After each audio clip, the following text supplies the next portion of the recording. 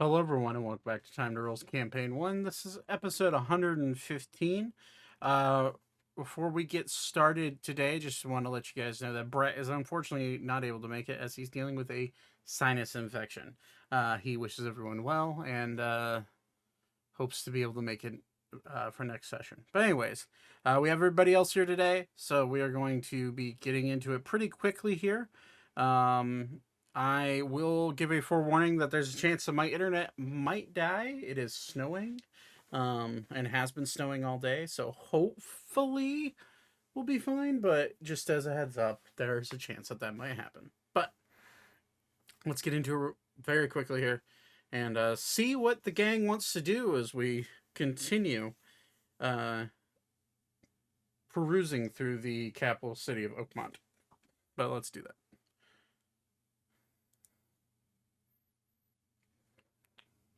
She may have been good looking at one point, but I don't know. It's not been for I a long don't- damn time. How can you stay? How could you stay with that man? It's just and have money. Psst, Money. I'm here. Also, Welcome. everyone says that she's fake. The one that he's walking around with, the one that actually holds his hand. Fake. Probably wouldn't is. surprise me. He's fake. Hey, let's do a recap. I don't know who we're talking We about. were obviously talking about something in game. It was Torben. Totally in game, yes. Okay. Well, last Torben's fake. Last we left off, you guys all decided to wander off into the city. Todd, you wandered around by yourself before meeting with everybody at the Lover's Leap Inn, where you had a fairly quick and brief interaction with the two heads of the Oakmont's chapter of the Church of Selune and the Church of Shar.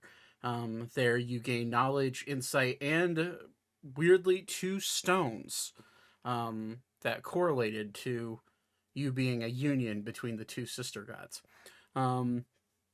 After making your way back to the Lover's Leap Inn, a night of some enjoying their night at the Lover's Leap Inn, a lavish tavern, hotel, brothel, and bathhouse that is here on the more eastern side of the city. You all enjoyed a night's rest. Some a little bit more restless than others. Weaver enjoyed a juice bar, where he got dragged off into the corner of the bar and had lovely conversations with some of the ladies there at the juice bar. After that, you guys wandered through the city. Orphelia telling you that she had some business to attend to here in the city, stating that she has some responsibilities that she's been neglecting for the last couple of years, and that it would do her well to make her way towards the bell tower. She said the bell tower is somewhere tucked in the lunar market. She walked all the way to the Tower of Eternity with all of you. After you, Zane, bought a few spell scrolls from the actual personal library of Alistair Silver. You were able to, I forgot which spells you acquired off the top of my head. But either way, you bought some fairly powerful spells and then wandered your way into the Grand Archive. As you wandered your way into the Grand Archive, you notice that Orphelia is looking rather uneasy here in the Grand Archive. If any of you wanted to make an insight check, well, except for Zane, because you were the one looking into true vampires immediately. She looks incredibly awkward being in here, just from passive. But anybody wants to make a direct insight check, so we can do that real quick. I see nothing. I know nothing. Oh, hey, Todd. Okay. Nice to start my day out with a natural 20. Well, I'll give it a shot. Can only go down from there. I will. Natural 1. There, Perfect. there it is. Given Hey, that good to get it out of the way early. I will go ahead and roll for Weaver because I feel like Weaver would absolutely try to insight as soon as I can. Beeps over there going, everybody look at me, look at me. Yeah, Beep's like, "Oh look, a book!" as he trips over a stool. He's gonna do that one thing where he pulls out one book and suddenly 4 bookcases fall. Oh my god. Oh, and Weaver rolled a natural 20, so that's How That's the only. balanced. You're only ever gonna roll 20s when you're playing someone else's character. I know. It's just crazy. Okay, anyway, so both Weaver and Thaddeus, Thaddeus, specifically you, since you're here, you glance over at Ophelia, and she's kind of like trying to stay within herself, kind of looks smaller, just not being noticed. She's kind of scratching her left wrist a little bit, as she kind of like frantically, her eyes kind of dart, and then she looks towards. That's right. Elkis and Archer stayed at the Lovers Leap Inn, so they're there. Anders also there, so it's just Ophelia, and she's kind of like impatiently looking at you, Zane, as you dive into the knowledge that I gave you about true vampires at the end of last session. And you just kind of hear her say, huh, anything else? No, I think this should be it. But for you, for that natural 20 insight, Todd, you see her eyes glancing towards Zane and then glancing towards what looks to be almost like an office area here in the Grand Archive. It's almost like she's keeping an eye out for somebody or something that is within this library. I'm gonna move in next to her and very quietly say, something's off. I sense something's off. You're uncomfortable. I'm always uncomfortable in this city. It's fine. No, we're good. Don't worry. No. What must we know? No, an old colleague works here, and I'd rather not run into him. Is he the one behind the door you keep staring at? He could be there. That's where his office is. Do we need to speak with him? Nope. The opposite. Prefer if we didn't interact. Fuck. You know what Thaddeus wants to do. Can I notice Thaddeus talking to her?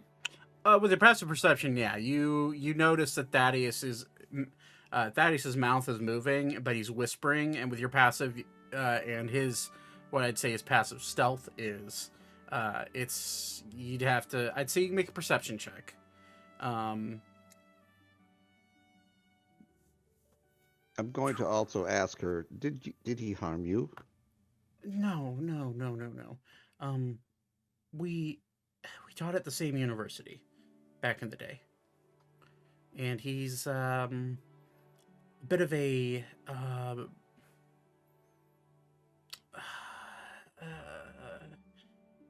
prude. Not fun to deal with. With a natural 20, Ophelia's not really trying to hide what she's saying. With Thaddeus' passive stealth, you can't hear what he's saying. However, you do hear her saying, we taught at the same university together. Okay, so based on the fact that my uncles went to that school, Mm-hmm. would I like maybe have an inkling of what professor she might be talking about? You can make I would say you'd have to make a history check to see if you recall your uncles ever mentioning this person, and where he's at now. A 25. Interesting. Okay. Huh. So that was the DC. Ooh. Look at my little bunny brain working. Sorry, let me. I remember his first name, but I'm blanking on his last name at this very second. I have to grab his notes. Okay, let's see here. Is a DM folder. Where the is are all of my notes? Is it in DM tools maybe? Zach, high or low? Low. I'm gonna check in. Oh, there it is. Okay. Okay. Yeah, with a 25, you hear we taught at the same university, and your brain starts to go, and you remember stories, about a, fairly studious man, tall in stature. He was known as a bit of an oddball. You had heard from, specifically, it would have been Elkis, given the realm of, or the choice of study that this person made. You would know that, you would gather that the person that Ophelia is potentially mentioning is a man that went by the name of Salazar Mathan, the head of the Quandrix College at Strixhaven School of Magic. He was the Asimar. He was the Asimar wizard that taught anything and everything to do with mathematical equations and spell formulas. And he was also the primary researcher of the Arcavios dungeon puzzle, which was the puzzle that all of you solved, going back to when you were playing Elkis, solved in order to get into the dungeon where the Titan was. Okay. But you, at Elka, would know that reason why this name matters is Salazar had a brother, a brother named Godric, who was the head of the Lorehold College, and was also the direct tutor when it came to magical items and artifacts that taught Elkis, basically post-war and during his time before you guys actually played him. It was basically the teacher that taught Elkis everything he knew about enchanting items. Okay. So you would know that the Mathan family, or the Mathan brothers, were twin Asimar brothers that taught at the Strixhaven School of Magic under the tutelage of Alistair Silver, primarily. But Todd, you were rolling high or low. What was that for? Just whether I was going to be vocal and draw him out. Okay. I chose not to. Okay. Would I have any? Sorry. Do I would notice You Elka's got- interest in the conversation? Are you hiding your intent to listen in, Elka? Not really. I mean, I might not like directly stare at them, but like my ears are definitely, like one of my ears is definitely going to be turned towards them. Make a perception check, Thaddeus.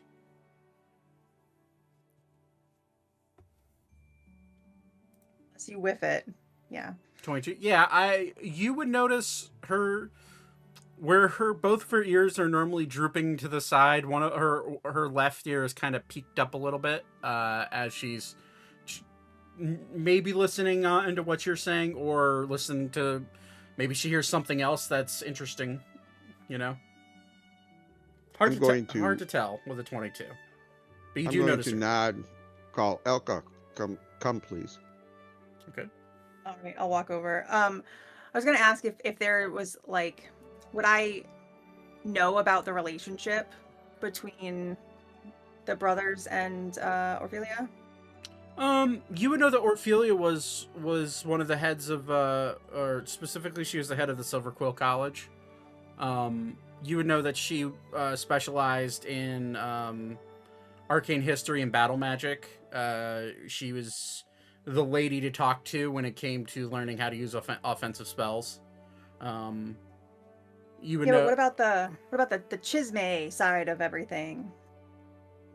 What is there? Was there any like bad blood between her and the brothers? Like, is there a reason? Like, I'm trying to figure out if Elkis would have kind of said anything about the teachers and like with the their 25. affiliations. Yeah, with the 25, you would have recalled Elkis speaking mostly about how the 5 heads of the colleges performed. You would know performed during the war. You would know that one of the you would have known that 2 of the 5 passed away during the war and were killed. One being Eustace Evermore and Bomber Baldirk, who was Noetic's mentor in being a bard. As for any interpersonal issues, you knew that the 5 colleges of you would know that the 5 colleges of the of Strixhaven didn't always get along. They weren't a I'm trying to think of they were unified in the idea of teaching the arcane arts to students, but they all did it in a very different way. So maybe there was some professional discourtesies that happened during their time. Okay. But anything beyond just that, there's nothing malicious that was ever shared with you guys. You would just know that of the 5 teachers that fought in the war, 2 of them passed away, and after the 2 passed away and after the war ended, all the 3 remaining teachers went on their own went their separate ways. Okay. I'm gonna walk up to Thaddeus and be like, "Hey, not everyone wants everyone to know that they're here, so perhaps we just keep this on the down low and get out of here as quickly as possible for our friends' comfort."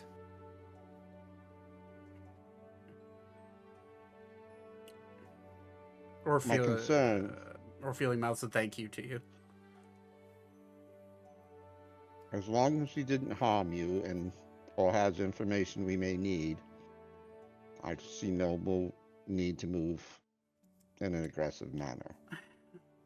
And Orphelia, at this point, will kind of pull both of you into where it's within whispering distance. And she'll just say, "It's not the fact that he's not a bad person. In fact, he's incredibly kind.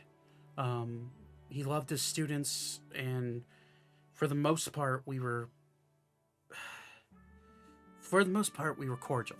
Problem is that he is very stuck in his teaching ways, and he doesn't like the fact that I decided to travel the world again after I swore off the Marauder's lifestyle. He thought it was a disservice to my brain. And now every time I see him, he has to bring up old things from the past that are, to be quite frank, painful. He doesn't do it out of malice. He's stuck in his ways. Where he's very studious and very kind in his own way, he always seems to be wanting to one-up his colleagues. Like he's trying to prove something, especially if it's his brother or Eustace when he was alive. He's very competitive. And when it came to me, I was the right-hand man or right-hand woman, I should say, of the dean of the college. And he always saw me as a bit of a mountain he had to climb. and surpass. So anytime I see him, there's a slight tinge of jealousy. And I just don't like dealing with it. That's understandable. You'd think an academic would understand the benefits of field research. Well, there was not many like him that were as studious and excellent at field research. In fact, he was the head researcher on the Arcavios dungeon puzzle, but then she'll look at you specifically, Elka. Your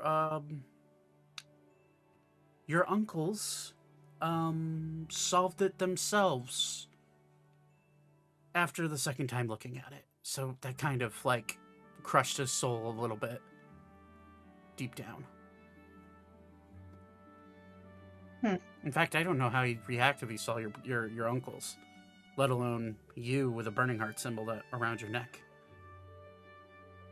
Well, luckily for him, they're not here, and I can easily make myself scarce if needed. Okay. More than likely Would he that. have any... Sorry for the interruption. Mm-hmm. Would he have any insight to Torben? Torben, no. At least not to my knowledge. He tended to... The few times I've spoken to him about our most hated vampire lord that we all want to kill, he would show no interest. However, there is a chance he may show interest in someone like Alakir, the guy we fought down in the cellar. Alakir was our student. He stayed and fought during the Titans War with us, and Alakir unfortunately went through some pretty nasty things during that war, and even before the war, that definitely clearly scarred him. And you know, Alakir was a part of his college, and Salazar knew him quite well. So maybe there's something there, but for now, if we can avoid him, that'd be great. If we can't, we'll cross that bridge when we get there. And then she'll like kind of break your little whisper huddle and look over to Zane. Zane, at this point, you're finally reading through like the history of the known vampires, and she kind of looks over to you. You done yet? Yeah, I think so. Does anybody else want to look up anything while we're here? Anything at all? It's the place to do it. There's plenty of time for studying other subjects after we take care of Torben. We can always come back. Yeah, the problem with that is that we don't. Why I'm kind of advocating for you to maybe learn more is there may be something in here that could help us get an upper hand. I mean, that's what I was looking for. It didn't tell me a whole lot that we didn't already know. That's fair. How about... And you see her start to wander, and like her studious nerd side, you can see is clearly taking over. I'm about to sneeze. Ooh. That was great. That's you? Yeah, thank you. I muted, but the sneeze just came out of nowhere. You see Orphelia kind of wandering, and she begins to wander, and she's like looking, and she stops, and she kind of grabs a book, and she flips it open, and then she kind of like walks over to you, Zane, and puts it in front of you. You missed this one.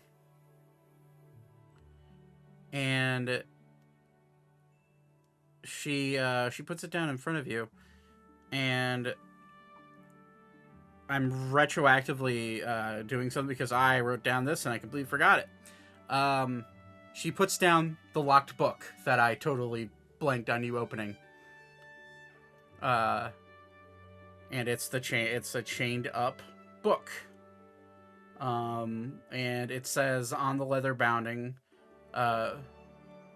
Viola's Tome of Blood Curses. Oh yeah, I forgot I had that book. Yeah. So that's retroactively, she grabs it and brings it over. One of the curators here goes and grabs the key, hands it to you. You open it. You made your wisdom save. And as you open it, the book falls open, and it is a spell book. And this music is a little too hopeful. Oh, that's great. Yeah. Too hopeful. Oh, the song is literally called Hope, so...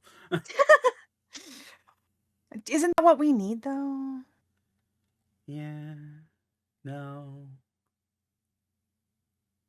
Have some goddamn faith, Arthur Morgan. Also, above board, did you just not want to have to voice another character? No, I honestly forgot about the book. No, the Salazar. Oh, no. Give it a sec. Okay. You open the book. You pass your wisdom save, but as you open it, the book begins to kind of float in front of your face. The pages almost flip at your will. Zane, you think turn to the next page and the page flips. But as you read it, do you read Infernal? I do. Okay, you can read this book. As you begin flipping through them, you see various spell incantations for various blood curses. This is Hemocraft. Blood Fine. magic. With your passive history in Arcana, you would know that Bloodcraft is illegal to learn. In fact, the fact that this is even in front of you feels icky is the best way to describe it. It's not comfortable. You know, your understanding of the arcane arts is very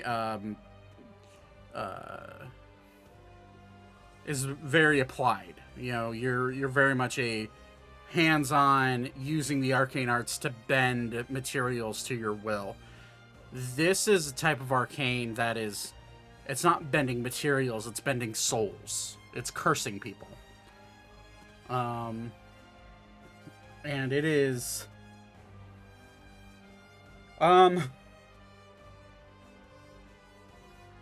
it is daunting.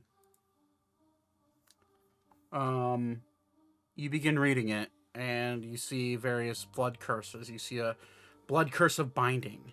You read blood curse of the damned.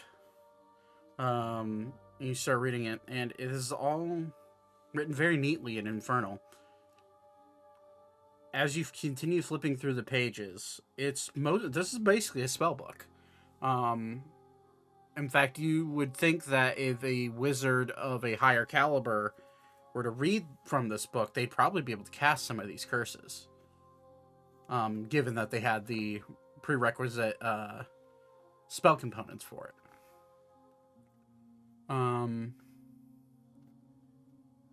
You get to the middle of the page, or middle of the book, the centerfold. Open it up. And on it, you find 2 blank pages. Do you want to continue attempting to read? I do. Okay. As you look at this blank page, your eyes are drawn to the one on the left. As you kind of tilt your head in confusion of, okay, there's all these spells and curses. So all of a sudden there'd be blank pages in the center. Is very odd. I'm going to need you to do 2 things. One, I'm going to need you to make an investigation check. Get 23. All right. As you begin looking closer, you begin to try to will. You feel deep in your heart that there's something that's supposed to be here. And as you begin to will what you think might be there, writing begins to appear, almost as if someone is handwriting it in front of your eyes. Except it's not in the black ink that all the other spells have been written in. This is in dark red. You get the sense that whatever is manifesting these words is using blood. And you only do you understand what are the languages you know? Infernal, Sylvan, Common. Good. You recognize 2 words that are written in Sylvan. One is control, and the other is death. Control, death. And then the rest is in gibberish that you don't quite understand. Does anybody here read Abyssal? Great question for the party. No. I don't think anybody does. Does Ophelia? No, but she could if she prepared comprehend languages, which she did not.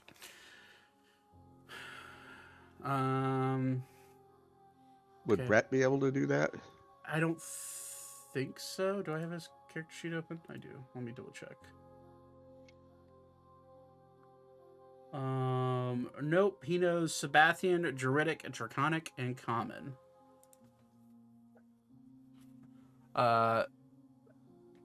So scribbles, effectively, is what Abyssal amounts to.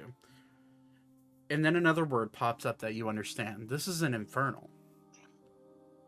It says control, and then immediately after that, death. And then it continues writing onto the left page. I'd like you, as soon as it ends, I'd like you to make a wisdom saving throw. Just a sec to put it up here. She was sad. 1 sec.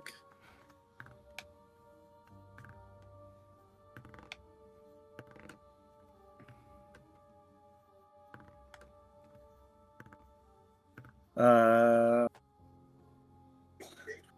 21. Okay, you're good. You feel burning on your left arm. You instinctively remove your armor around your left arm to look at it. And being cut into your forearm are the 2 infernal words: control, death. Okay. Do you continue reading on to the right page? Yeah. Okay. Make an investigation check. Yeah, buddy.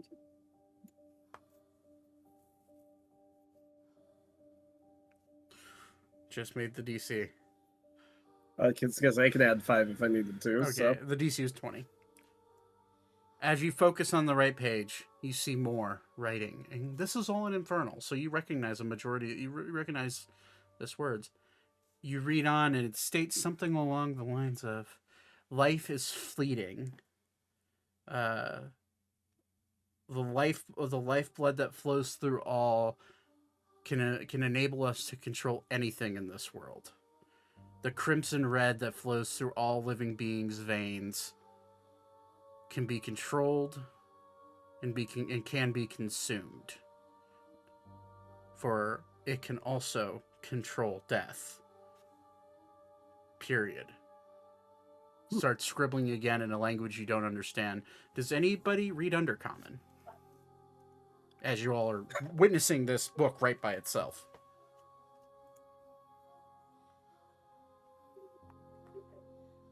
I don't. I don't know about anybody else, though. I don't. Okay. I'm back and I don't either. All right. The writing continues. Scribbles. All of you, I'd like everybody here to make a, we're going to go an insight check. A group insight check, not Zane. You're too focused on the reading.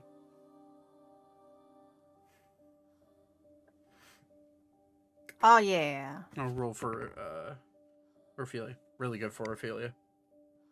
I'm gonna roll 2, but I'm also assuming that there are probably interpreters in the Grand Archive, right? More than likely, yeah. Okay.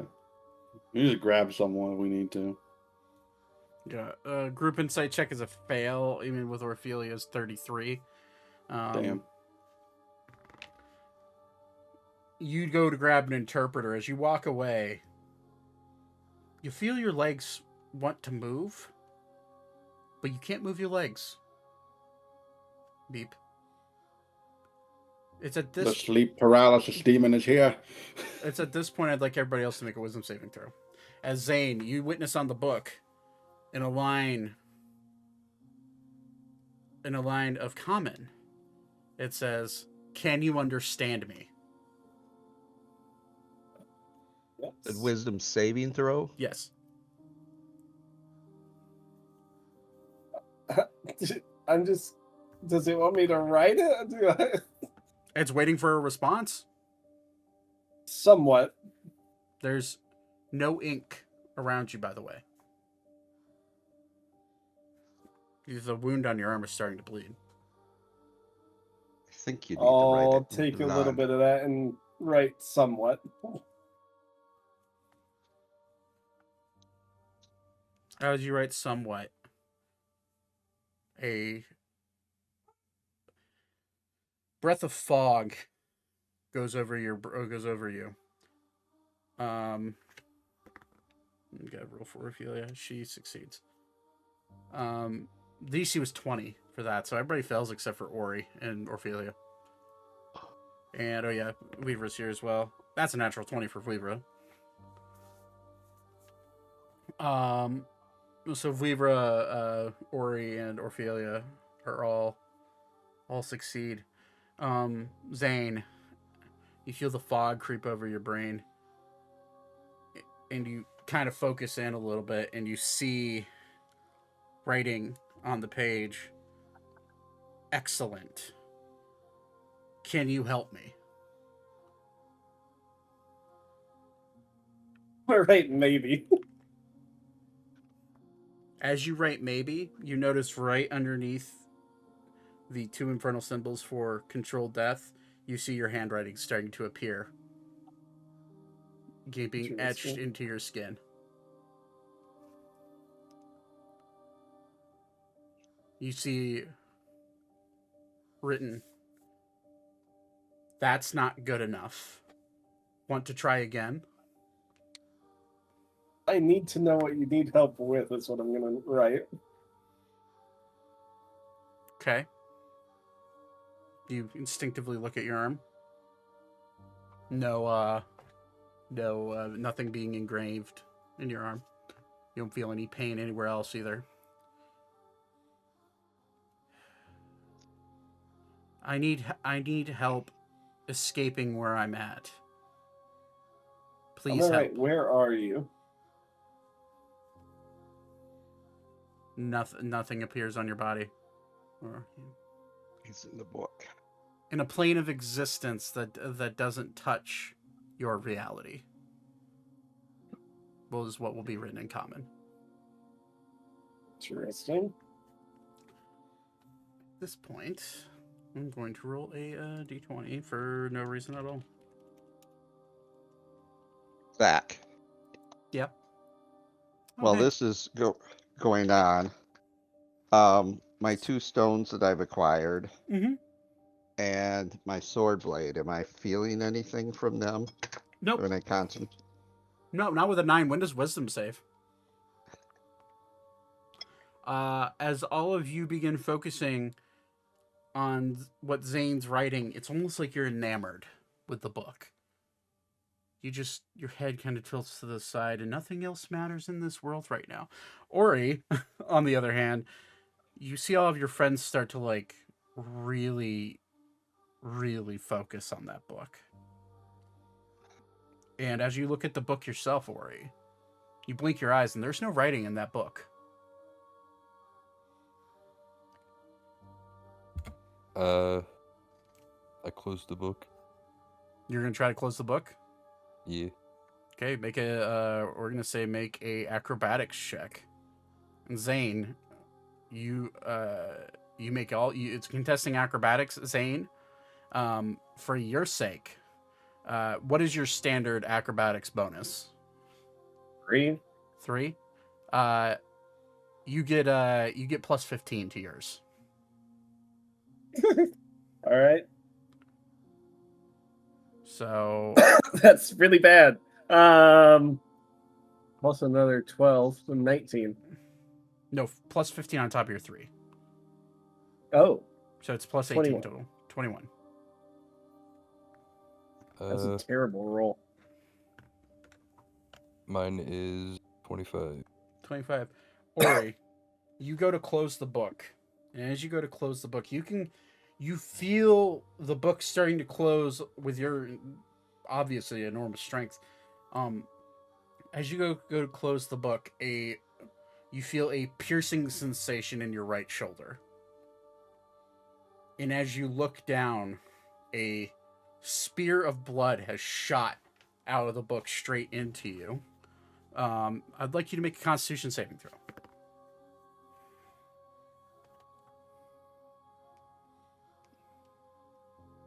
28. 28. That's a fail. Fail, holy fuck. Yeah. Werebear, vampire, minotaur. Ori, you take 79 points of necrotic damage. Whoa! And you are rendered unconscious for a turn. For 6 seconds.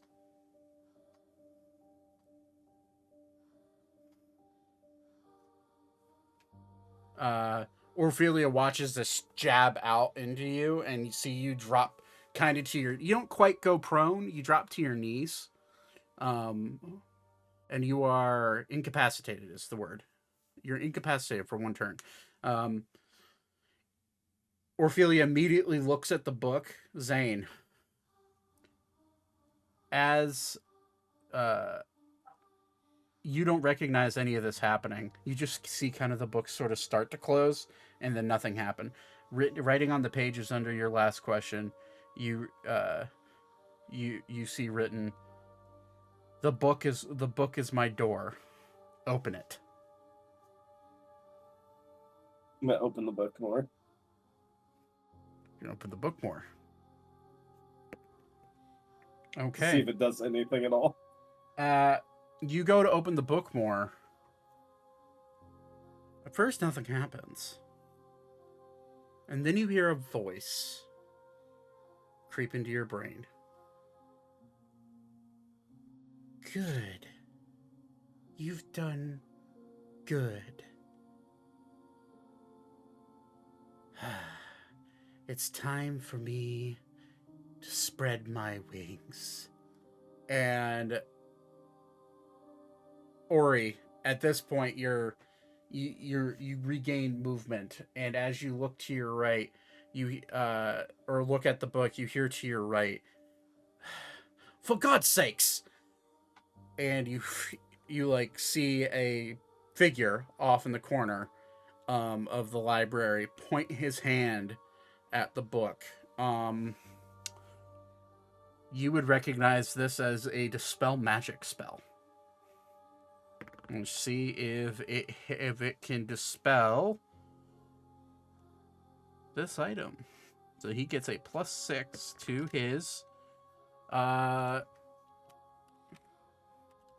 to his dispel magic.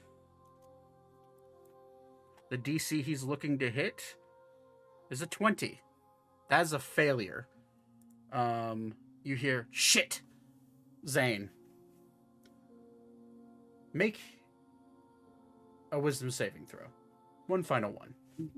Yeah. Let's do it with my regular dice. Just at more cheese dice. Nat 20 Oh shit, okay. for 21. I can go 5 more if I need to. Yeah, nat 20 will do it.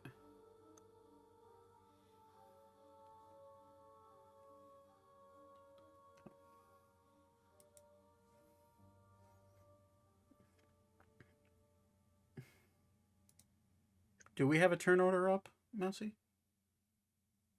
I don't see Did you it. see it? Yeah. Oh, No, I'm talking about on stream. Oh, shit. Is it not? His character card. I've Oh. been watching it and it hasn't popped up. Huh. All right. I'll get to know. I'll fix that later.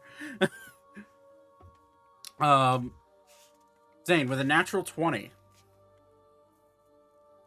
you regain your consciousness a little bit, your awareness. And at this point, you see, when you look down at the book, you see a hand starting to reach up out of the book. Gaunt, white, pointy, red, painted fingernails. You see what look to be blue veins running down their arm, but there's no blood running through them. You instinctively kind of push your head back with a natural 20 wisdom save as they miss grabbing your throat. And now crawling out of the book, you see black hair start to appear with the arm. And the arm is almost trying to use the book as leverage to push themselves out of the book. At this point, in your peripheral, you see a tall, black-haired man run over, grab the book, and slam it shut. He needs to roll a wisdom saving throw. That is a 18 plus a lot. As he shuts the book, you see nothing. Your vision goes blank, Zane, and you are incapacitated for 1 hour. You are effectively unconscious. Ophelia runs over and grabs you and immediately casts Greater Restoration at 5th level. You feel your consciousness returning. Everybody else, you all take, because you failed your wisdom saving throws, and the book was closed prematurely.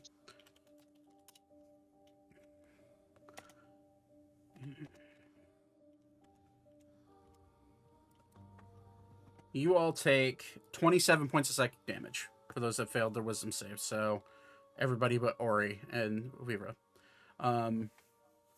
The book is forced shut. You blink your eyes and you're all like, what just happened? I'd like Ori to make a perception check.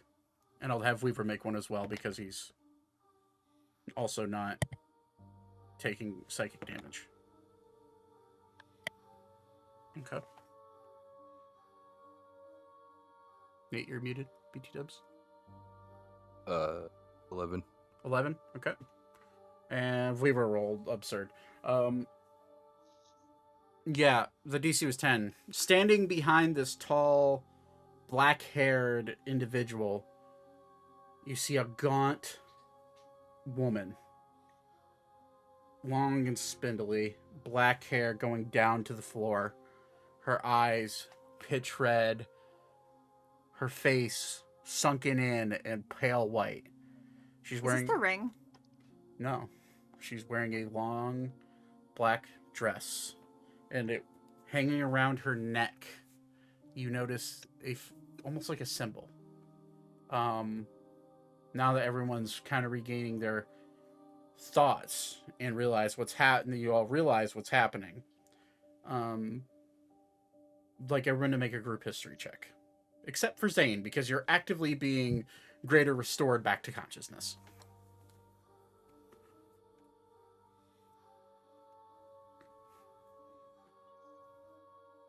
Eight. Okay.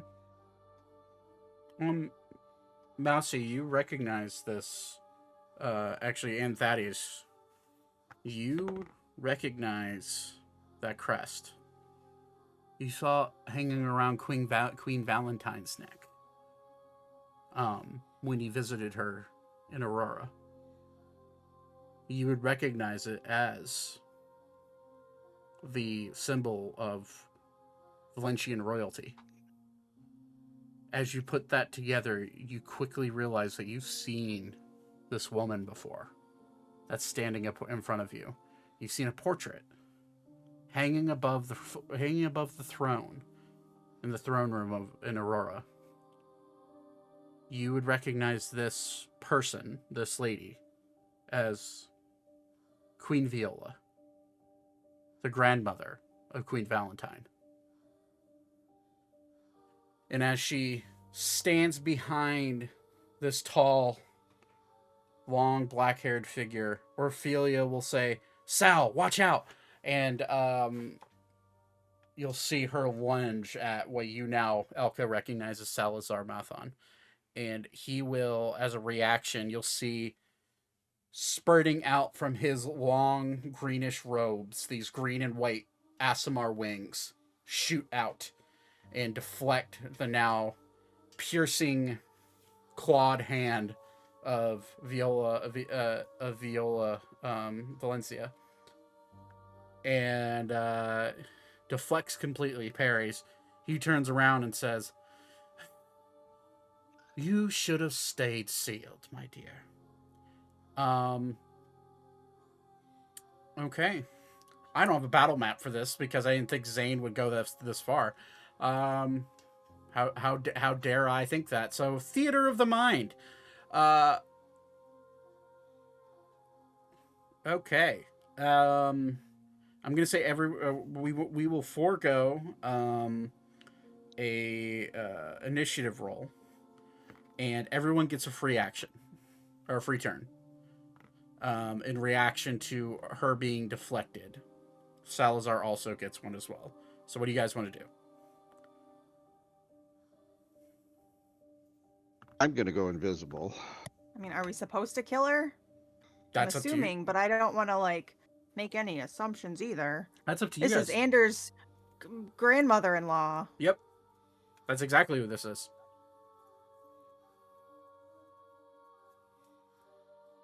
Can I have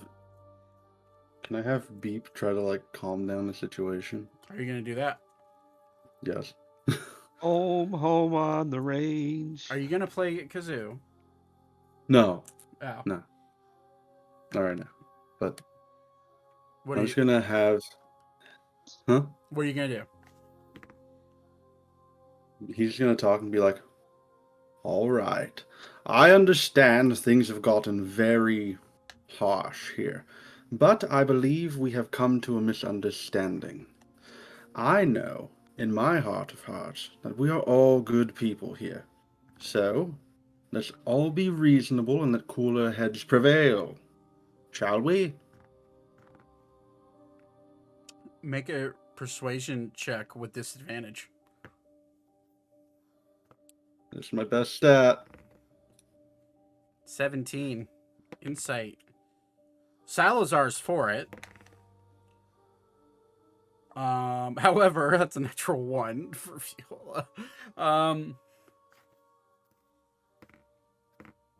Beep is being honest, by the way. Uh-huh. She looks at you, she recognizes that what you're saying is accurate. However, she's been sealed for a very long time, and the person who's responsible for sealing her just blocked her attack. So she's not having it. That's your action. Thaddeus, you bonus action go invisible. So you are invisible. Ophelia is going to immediately put her hand out and cast Force Cage. However, Viola, being a practitioner of the arcane arts for a very long time, is going to attempt to counterspell it. Force Cage is I believe, a 7th level spell. I could be wrong. Might be 6th. 5th? 6th? 7th? Somewhere in that range. 7th. Okay, I was right the first time. So, Viola has a +7 to her intelligence. So she needs to roll below a 10 for a counterspell to fail, unless anybody would like to counterspell her counterspell.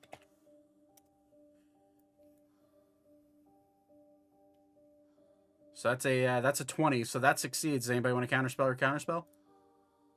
I don't think I can. I only have a You could roll for it. third level. Level 3, you could roll to cancel it.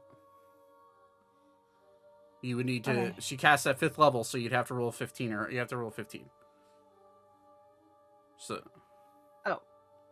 Yeah. Wait, how do I roll it? It's a roll d20 and add your spellcasting modifier, whatever that is. I forgot what it was for you. My attack bonus. No, It's it'd be charisma. It would be My spellcasting ability is charisma. Okay. I think. It would be on the necklace I gave you, and I'm trying to remember. Or did you write it down somewhere? Let me see if I wrote it down.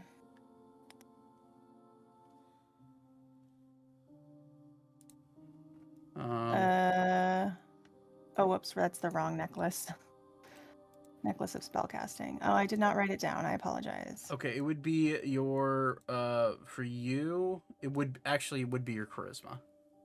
Okay, so 2. Okay. So you need to roll a 13 or higher. So roll d20 and add 2. Hey, 22. natural 20. Yeah, okay, as Orphelia goes to cast her force cage, you see Viola reach her hand out and grin at her with these sharp, pointy teeth, and she begins to cast the counterspell, and you just out of reflex realize it, and it's like almost a second nature at this point, because you have counterspell quite a few times successfully. You point, and you see her counterspell just kind of fizzle away as a force gauge appears around Viola. Salazar looks at her and says, I see you still have it. Good.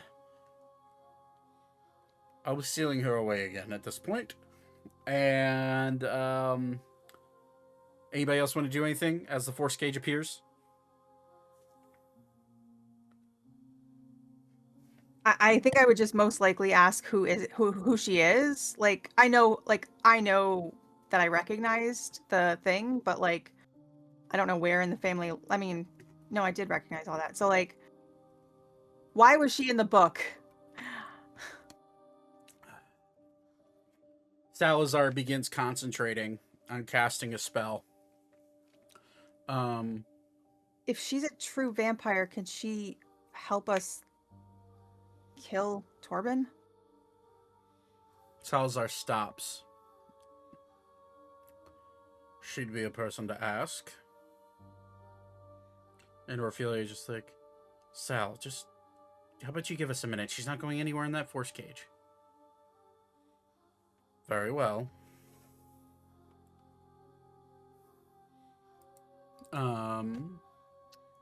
Zach, I'm going to move over next to Salazar. Okay. I know they're sealed away. Are they considered like? Well, they're undead. Never mind. What was your question? I was gonna ask about resurrection in this case, but it wouldn't count. No, because she's undead. Yeah. Yeah. And I'm placing myself with an attack of opportunity. For what? Don't vampires have true sight? The true vampires have true sight. Yeah, so she's staring at you, actually, Thaddeus. Yeah. I don't care if she's staring at me. I'm. Are you? Are you This trying to do tall it to leg- Salazar? This, Thaddeus, we're trying to bargain here. Can you try to not stab someone in the shut back? the fuck up! In case if he tries to pull something, I'm going to disrupt him.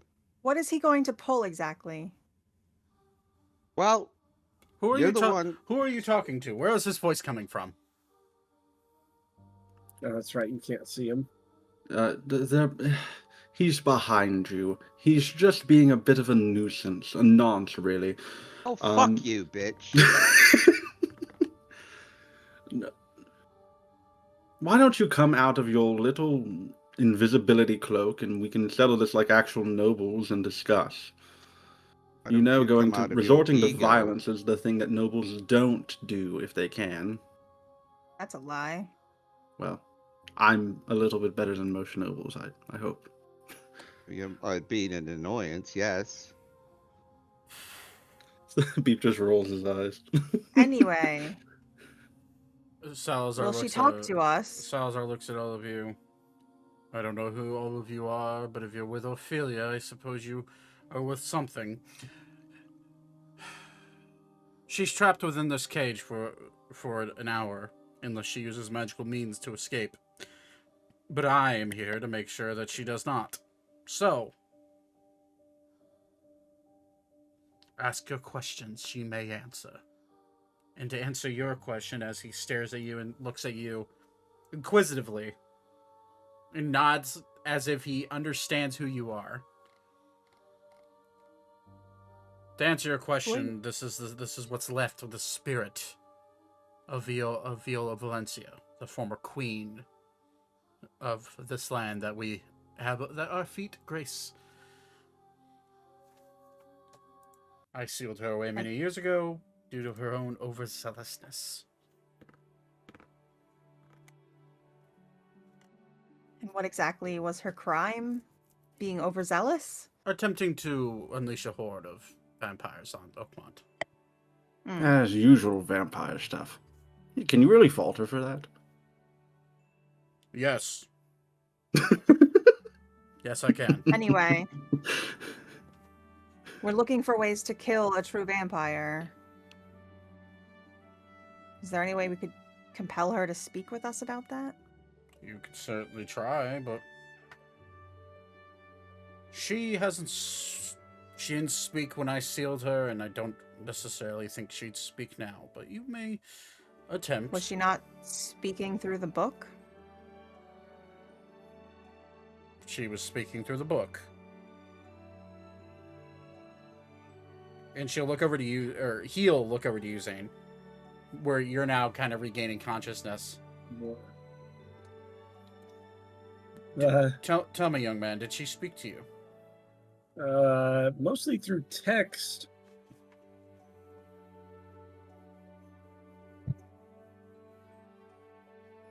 I'm just gonna kind of like lift my arm up and show him. She's marked you. Hot. What's that mean? Oh dear. He walks up to you and casts Remove Curse. Oh, fun. Yes, if you would have taken another 24 hours or so, you would have become a vampire. Congratulations. Oh, not nice. Could I ask a question? Are God touched immune to particular curses? And he'll look at you. Certain ones. Why do you ask? What about this one? And then he just lifts his his eye patch. There's a lot to unpack right now. I'd say we can speak about this after we figure out the former vampire lord. So ask your questions. But be quick. She's tricky. I'm going to pull my cloak back, so I'm visible now, and say to the lady, "Are you aware of Corbin?" Make a persuasion check.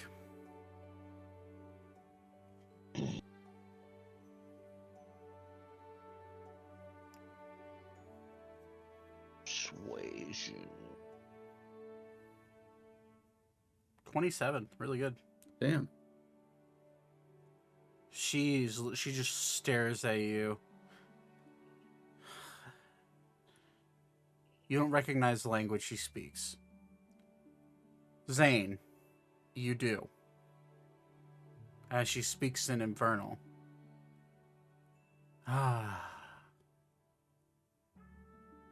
The ever so zealous pup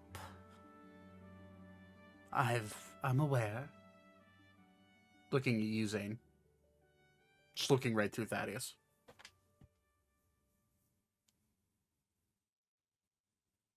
Just gonna smile and wave. None of you know what she's saying, except for Salazar, who looks at her and says, in Infernal, "Speak common, you whelp." Intimidation check. That's a natural 20. I've rolled 4 natural 20s today. We're so proud of you. He's cheating. Loaded dice. Nope, this is the same one that I roll natural 1s on all the fucking time. She will kind of... Fine. Very well. Again. Switch to Elka- the- Elka's gonna kind of look at everyone and clear her throat, and then look back at what's her face that I can't remember her name, the vampire lady, Viola, and she's gonna give her a stiff bow. And when I'm standing back up straight, I'm going to look at her and say, "Your Majesty, I know this is unorthodox, but we could use your assistance with some very grave danger." She looks at you. A young lady with respect. Now this is somebody I can talk to. I'll do my best to answer your questions on one condition. And she'll look right at Salazar. You must allow me to leave and see my granddaughter. There's much I'd love to discuss with her. As she smiles. Elka's gonna look at Salazar and just say, "I'm not sure that we can let you free, but we could perhaps bring her here and find a way for you to speak with her again." Make a persuasion check with advantage because there's a lot writing on that. 19. Nope. That one? 2. Ah. That's acceptable. Bring her here. Where are we anyways? Salazar? We're in Oakmont. You know, the city you tried to destroy 50 years ago. Oh, right. That was a shame. And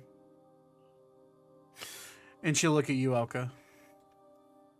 As long as that snake can bring my granddaughter here, I'll answer any questions you have. And then she'll look over to Orphelia. A talented young mage. This is impressive as she flicks the force cage. But really not impressive enough. As she goes to tap it and cast a spell magic, you see Orphelia kind of tense up. And then you hear, even more impressive. Sorry, it was worth a shot. As she failed to dispel magic.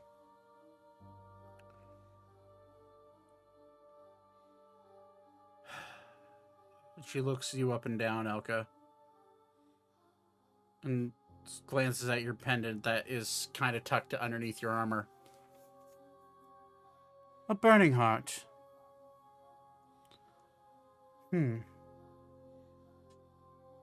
Very well. What are your questions? We need to kill a true vampire. Not you. But one of your kind. And while I understand you have no allegiances to us, you also perhaps do not have allegiances to him. She'll smile at that. My lady. She'll ignore you. My allegiances are to myself, my daughter, and my granddaughter. And she'll look at you, Thaddeus. Next time he interrupts me, his head goes off. Do you Beef understand? just smiles a little bit.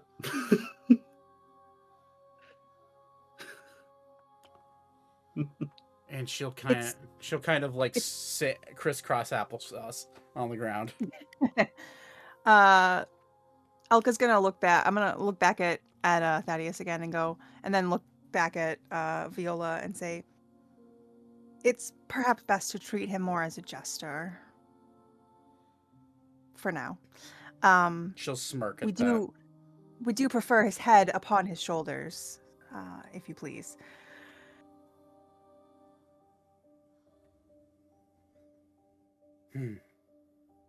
How to kill a true vampire? Well, true vampires are more than just an undead being. We've ascended beyond that. We became immortal through turning ourselves into the undead, yes. Some are born into it, like my daughter and my granddaughter. Some are created, like Torben and myself. And you'll see her kind of take a deep breath, but no air fills her undead lungs. And she'll look at Salazar. I am quite famished, and do think I require a little bit of blood to continue. Can that be arranged, Salazar? You'll get pig blood and nothing more. If she bites my neck, and do I become a vampire? God touch vampire sounds interesting. And she'll roll her eyes at that. Unfortunately, your kind are difficult to turn, as she smiles with her teeth. Well, then wouldn't I be a perfect little... As long as you don't take too much. You pop his head off. I'm far more of a gentleman than you, Thaddeus. Having a woman bite on my neck is not always an awful thing.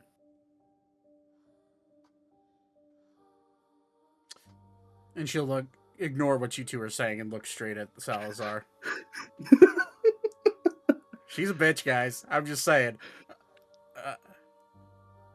Salazar. This fine young tabaxi is offering, and she's just like, nah. She just isn't into God touch, you know? It's just, you know, she has preferences, man. Fair enough.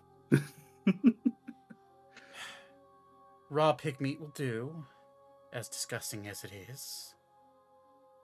I do prefer a nice, meaty minotaur, as she looks at you, Ori. I need adult. She smiles. I'm jesting. It's not that serious. Ask away. I'm here for another. As she looks at her, where she expects to be some sort of timekeeping device on her wrist. Oh, another 55 minutes or so. Go on. Ask away. I'll answer to the best of my ability. How long will it take for my daughter to get here? Imvweaver kind of speaks up. Not very long. And he will walk out. And Vuivra is going to communicate, because I don't want to misspeak for Brett here, but Vuivra will walk out and find the nearest tree and do teleport via plants to Aurora to go get the queen. So while he's doing that, we'll see if he can convince her to come. Not going to be very hard, but he also doesn't have very high charisma. Okay, that's good. We'll see. Ask away. True vampires. That right. You can't just kill Yeah. one. You destroy their bodies, destroy their heads, their hearts, their minds, and they just take over whatever vessel they deem worthy. They can hop between their brood as if it was child's play.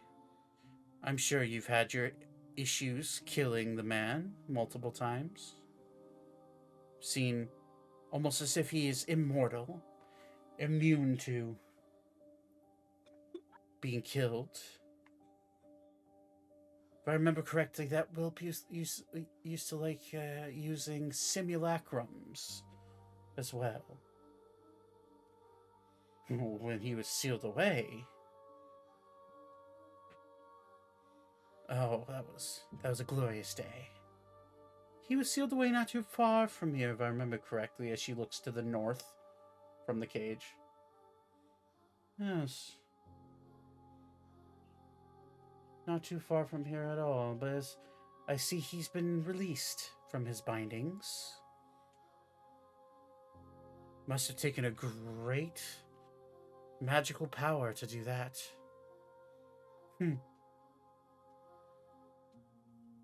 Either way, true vampires, specifically ones that become a true vampire, ascend into this role.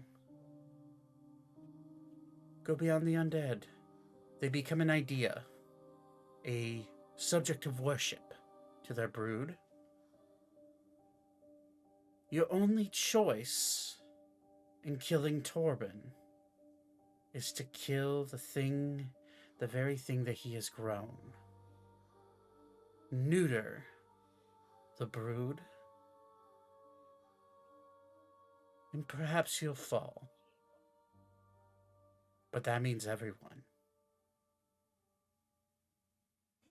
I'm gonna be glancing at Thaddeus. There are other options, of course. There's not just one way. The other option is a death via some form of divine intervention, but last I checked, the gods were not interested in engaging in the petty squabbles of the undead. But perhaps I'm wrong. Is there a way to cure a thrall? Oh, there's ways. None are pleasant. The problem is, once someone is fully transformed, they can only become cured, and she uses air quotes. Cured is by joining the ranks of their creator.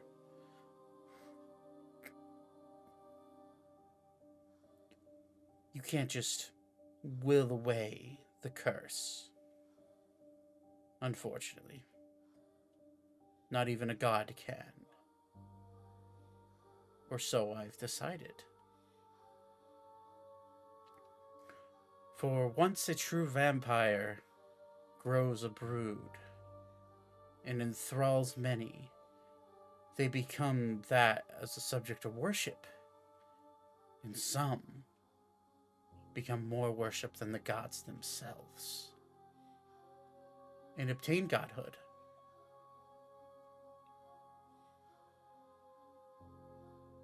So, your options are pretty simple. Seek out someone who's capable of enacting divine intervention, or kill his brood. Destroy them, no matter what it takes.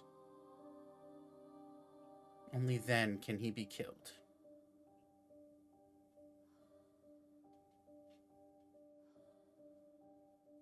That is not an option. Well, then you better start searching for a holy person. How about you just blow my fucking head off right now? Thaddeus. You told us you could do this.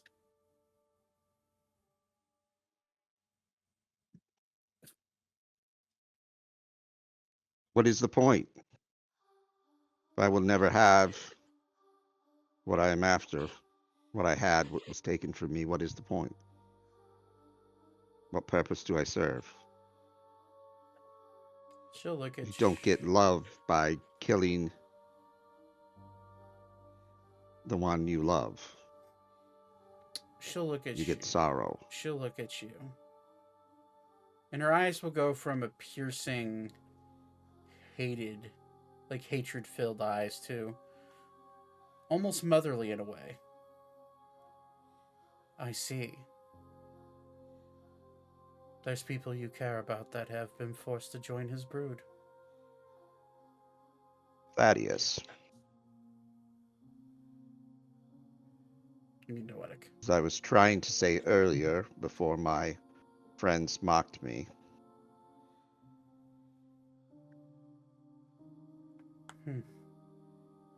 Well, Thaddeus, there is another way. But it's far more difficult than I think you want to realize.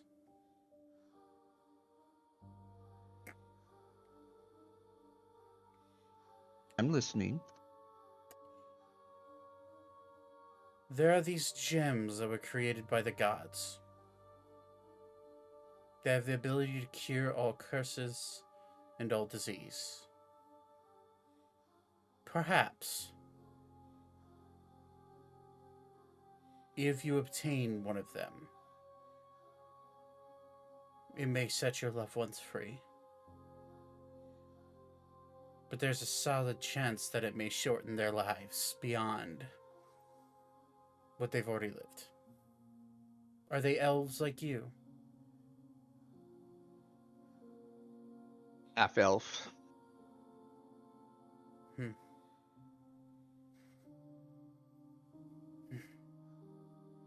These stones. Who would possess them? Last I knew, they were entrusted to the dwarves. But it has been half a century since I've been allowed out of my cage. What are they called? They have many names. Some refer to them as the Heart of the Gods. Most people know them by their celestial name, though. Accordeorum. Created by Shanti herself. But unfortunately, the dwarves are masters at keeping their treasures sealed. There's no way you'd possibly be able to get one within what seems to be the short amount of time that you have.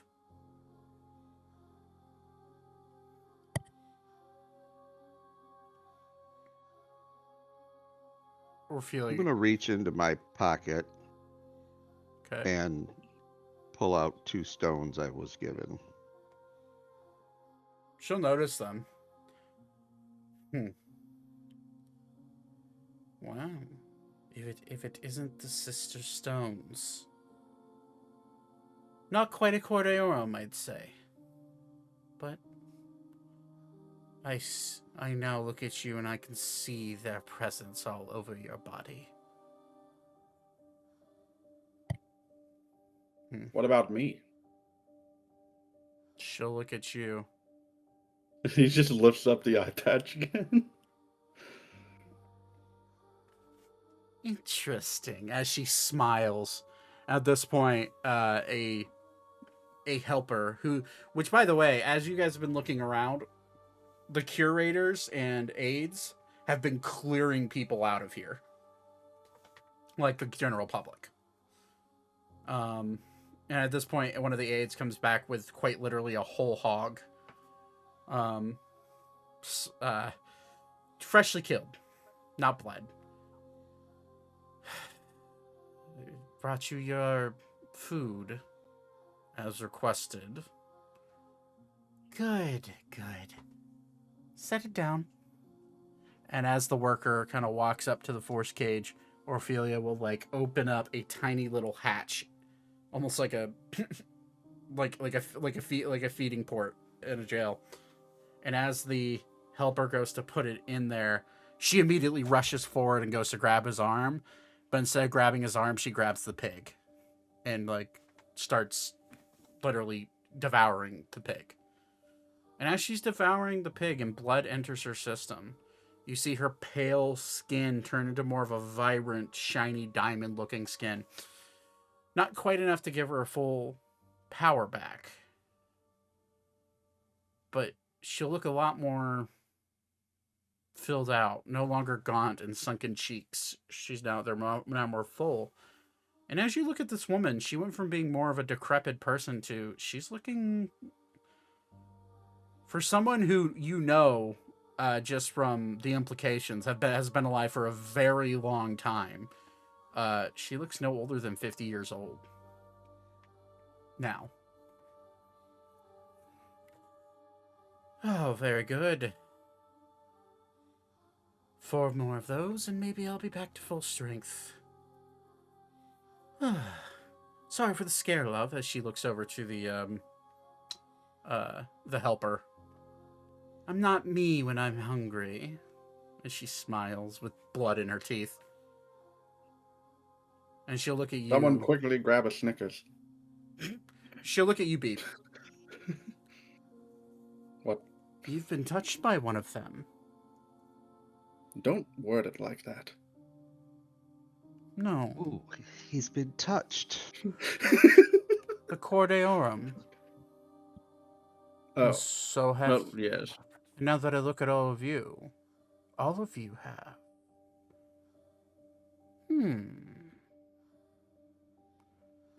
I see. You are all more capable than I thought. Apologies. And then she'll look at you, Thaddeus. Apologies for threatening to cut your head off. I am not a very happy person when I'm hungry and I have not fed in over 5 decades. And It's okay. We took our first Cordeorum from Gilgamesh. And as she hears the name Gilgamesh, and she'll like sit back. Now her legs she's sitting in a more comfortable position instead of crisscross applesauce. And she's kind of more on her knees. And she'll like kind of sit back on her feet. You took a Cordeorum from a demigod. Yes. And we fed that demigod to a space whale. Gilgamesh is dead. Yes. It's a shame. He was a good conversationalist. He wasn't very talkative when we were there. The belly of a kraken.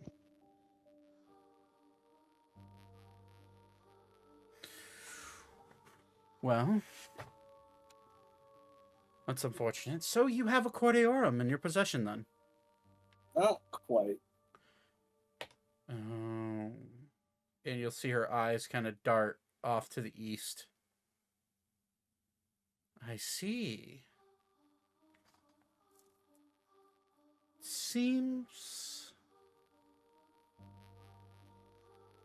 It seems it is in the hands of the King of Sylvania.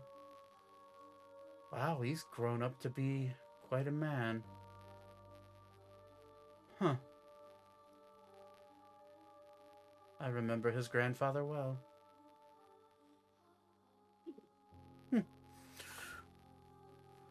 I ask you a question. Sure. In what way do we use a Cordeorum Oh. to accomplish our task? No, you just have to push it against their chest and hope for the best. Remember when I was speaking of a divine intervention, that is certainly a direct way to do it. However, if the stone's power has been used recently. And you'll see her kind of like close her eyes. Oh, the poor capital city of Artemis. What happened to you? Mini dragons. I can see that.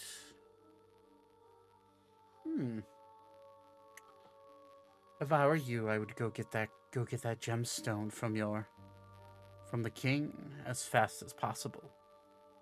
And at this point, you hear the door swing open, and walking in is a familiar face, accompanied by Fleavra. You see Queen Valentine walk in, and she kind of like immediately rushes up and says, "Hi, everyone. Grandmother. Hello, my dear. Far too long. 5 decades. Look at you. You've all grown up. You've become queen now." "Yeah, I have. When Weaver told me that you all were here speaking to my grandmother, I thought maybe you're talking to like an echo of the past. I thought you were dead. That's what mother always told me." "Dead? No. That loathsome man," as she points at Salazar, "deemed it worthy to trap me away for the rest of my eternity in that book. Ironically, one that I wrote." And she'll glance over to Salazar. "Mr. Muthan, it's a pleasure to see you again, sir. It's a pleasure to see you as well, my queen. We can speak later about your grandmother's sealing, but it seems she's in a better mood than she was when she first woke up." "Well, I have had something to eat. And like I said, I'm not me when I'm hungry." "So you've brought my granddaughter here. Good. You keep well, and you keep well to your side of the bargain. To answer your question about the Cordeorum, I don't quite know how it works, since us, as she gestures to her granddaughter, we should not interact with something as pure and divine energy as that. It may erase our existence if we stay around it too long." That's another option for Torben.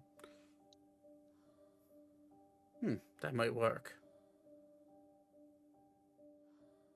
Maybe. What would happen to his thralls, his Oh, underlings? they'd all live. But they'd still be vampires. They'd still need to drink blood. They'd still wouldn't be able to go out in the sunlight. They'd live forever until their bodies decompose to the point where they can't stand anymore. It's a really harsh way to go out. That's why I didn't make a habit of making thralls. I assume you haven't either, my dear." "No, Grandma. Mom told me not to, even though she did herself a few times. I've never made a thrall. Well, except for one. But he became one willingly." "Right. My advice to you is, if you're trying to kill Torben, retrieve the Cordeorum. And perhaps they'll give you an upper hand in the fight. If anything, you may be able to break the shackles of one of your friends. Or, in your case," as she looks at you, Thaddeus, "your lover." She says with a bit of an inquisitive tone towards you. Thank you. A slight question. "Ask away. I'm still in this force cage." Would our lovely artificer here be able to construct, let's say, a sort of weapon that can utilize the power of the Corde Orum as an ammunition.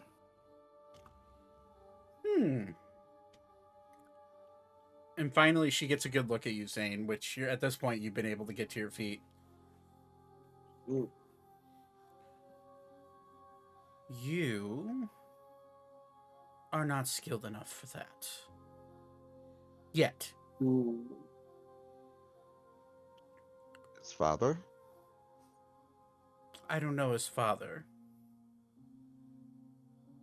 I actually don't know who you are. Thank you for releasing me from the book. You're welcome. Salazar, now that this family reunion has happened, surely your mind has changed on sealing me away again. It has not. And then Is there no other way that you can contain her while allowing her some freedoms?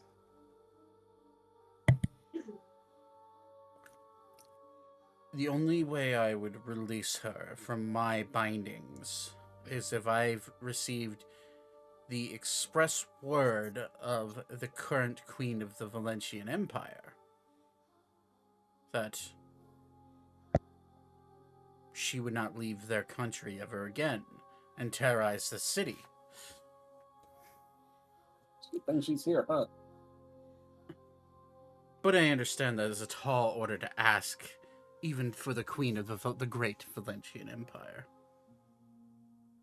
And he'll look at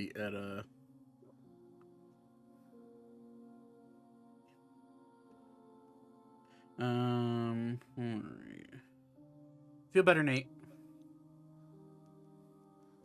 They head now. Yeah, he's feeling under the weather. Okay. Bye. Bye. Bye, Nate. Bye. Viola will look at all of you and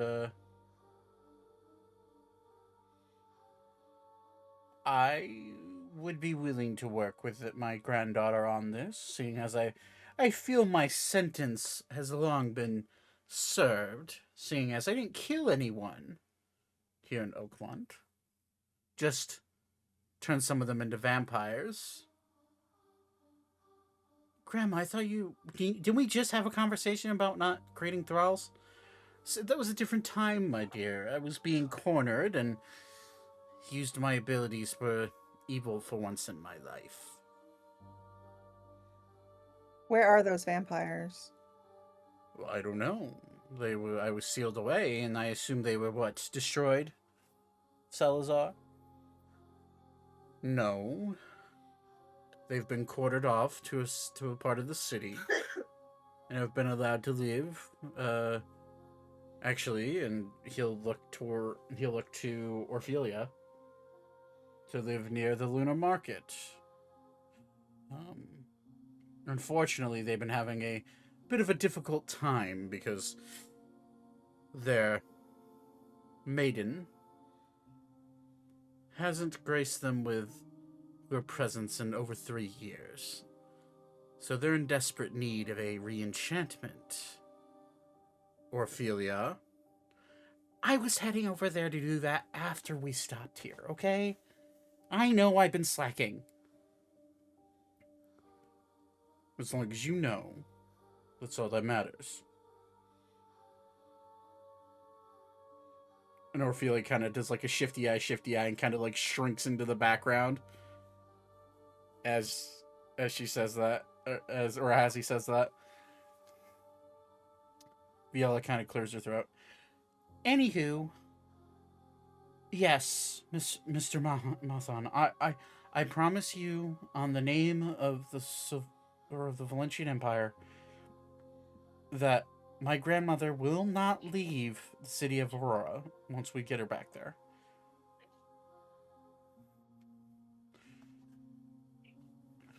She's gonna roll a persuasion check against a very insightful person.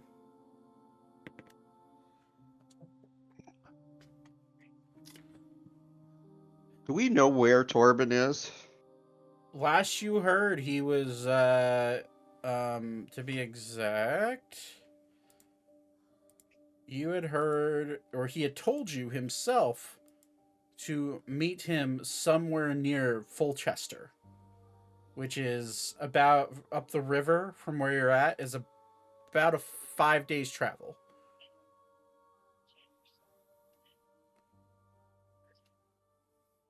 Is this in Salazar's area? This is in the main like grand mezzanine of the Grand Archive. Yeah, we probably should have gone into a private room. Oh well, he's been clear. He cleared out the entire. He cleared out the public. Well, yeah, but you know, we could have still gone to a private room. I'm Yeah. asking for the reason is if she's going back to Sylvania, Well, Valencia, she okay. may be helpful, but if she's in Sylvania, can she help us?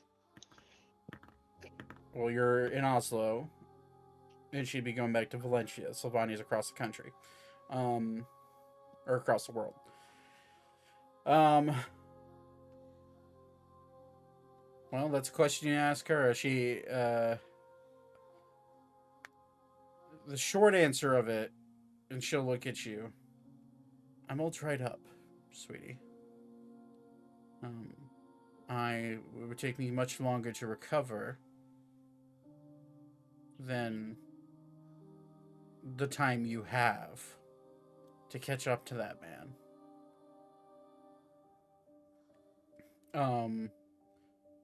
Zane, you can make an Arcana check, and Beep can make an Arcana check as well.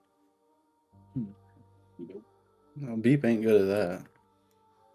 I am uniquely good at that. 24.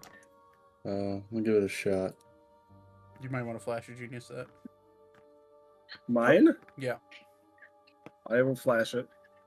I'm not even gonna bother, bro. If he has to flash your genius out of 24, I'm not doing it. I can tell you I can't beat that. The DC's 25. Yeah, I literally can't. Even if I nat Oh. 20. So Beep, there's something you can't do. Interesting. You know what I can do, Thaddeus? Shut your mouth. Your mom. Viola goes. I'm My gonna mom. smack them both. Viola goes. Oh, no, I'm kidding. For the record, my mom is a vampire. Do her. Worst. It's vampires. Beep is literally that meme of the fucking guy going to the microphone with everyone around him, just like wood.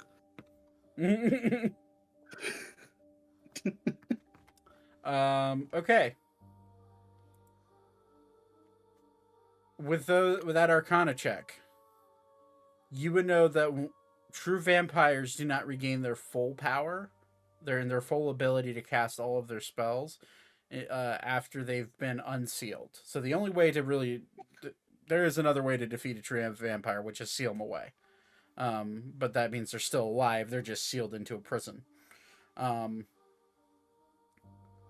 You would know that based off of reports from Elkis, as well as reports from Alistair, which was provided to Ebrax. It took Torben every bit of half a year just to regain his full potential after he was unsealed. So you get the sense that she could help in some sense, but not enough to sway any battle. Or sway any battle in your favor. Okay.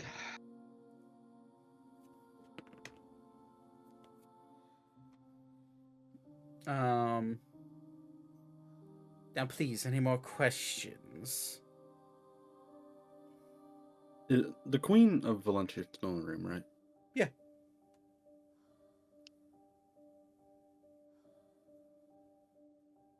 Yep, she's standing pretty much right next to you guys. Queen Valentine, may I make a request? Yeah, of course. If at all possible, could you send an envoy to Artemis to request the king to come over with the Cordeorum, and also, if possible, convene the best artificers across the continent. I think we can make a proper weapon against Torben. I think we can probably do something like that. Okay. I've done this before. I can just send a message. And she begins to cast a spell, and she snaps her fingers a little bit. And you see a little spark of purplish red energy spark off her fingers. And you'll hear her say, yeah, hi,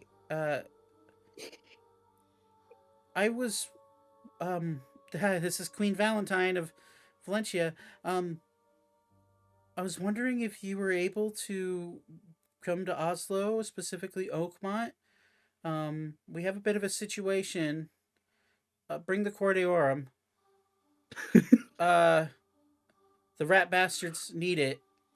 And I hope you'll come, please. And that's her message. Elka is going to look over at Viola and go, perhaps you should assist your granddaughter with some diplomacy tactics. Clearly, she did perfectly fine.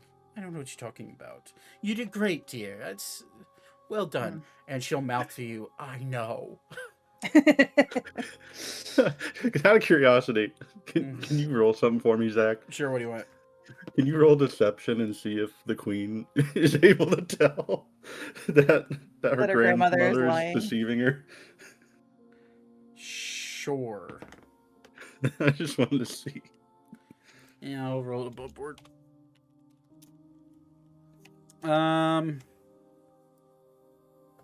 Valentine's passive insight is not very high. It's an 8 on the dice, but this is a true vampire.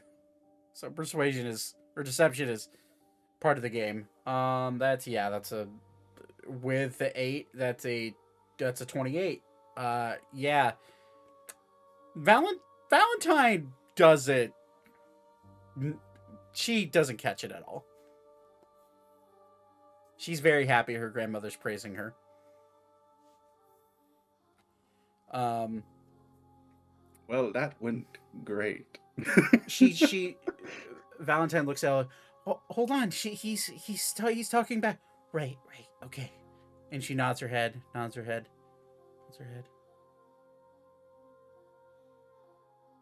Right. Okay. All right. Great. Wait, he can't hear me. Shit. He's on his way. He's also bringing a really powerful wizard, and he said that Zane's dad is with him as well. So he's bringing him. He also said that he's bringing, weirdly, a clergyman? I don't know what that's about. I didn't recognize the name. What was the name? Godric? And you'll see Salazar's eyes roll hard at that mention. And then in the blink of an eye, you hear Zoop! And 4 figures are standing now next to you. And you see King Xavier with his arm in a cast. They did regrow his arm using the Cordeorum, but it's definitely still not fully working as he wants. You see Rosalor Hillish, the former aide to Leon. You see Zane, your dad. Wait Malleus is here. And I thought Roslor was all fucking zombified. Roslor was being Roslor was being controlled, and that wasn't Roslor that was there. That was a simulacrum Okay. of Roslor that he had created on Leon's behest. And then standing towering above everybody else behind the king, and the king's a large dude. He's 6'3", 6'4". Is this 7 to 8 foot tall, long red bearded man, a mane of just reddish gold hair, and he'll say, "We're in a library. What are we? It's a long story. What are we, nerds? Oh, speaking of nerds," and he will be like, "Hey, brother," and smack him on the back. And now standing in front of you is a much larger version of Salazar. Same face, same eyes, except different color of eyes. But he's much more full in the face and much more broad and definitely much more around the waist. Is he hot? He's got a good it's like Thor from the God of War series, like that level of like gruffness and like Big boy. He's a big boy. He's in full plate armor, and he just kind of like walks up. I can't believe I was told I was being summoned to Oslo, but I haven't been here in forever. Figured I'd come see you anyways, but here we are. Right. Good to see you too, Godric. Oh, come now, Sal. It's been forever. Oh, Ophelia. And then you just see him kind of like bounce between people, all happy to see you. This guy's giving off like golden retriever energy. Like that's the best way to describe him. Sorry. Got a little carried away. Who's that? As he points at Viola in the cage. That's our friendly neighborhood vampire. That's the former queen of the Valentian Empire, Godric. Did you pay attention in history class? Nope, not one bit. Yep, that tracks. Okay. Anyways, King Xavier, we are bringing you here at the behest of her. Points to Viola. Is that so? My friends, it is good to see all of you again. Pleasure. You seem to be missing someone. As he kind of looks around. Where's your goblin friend?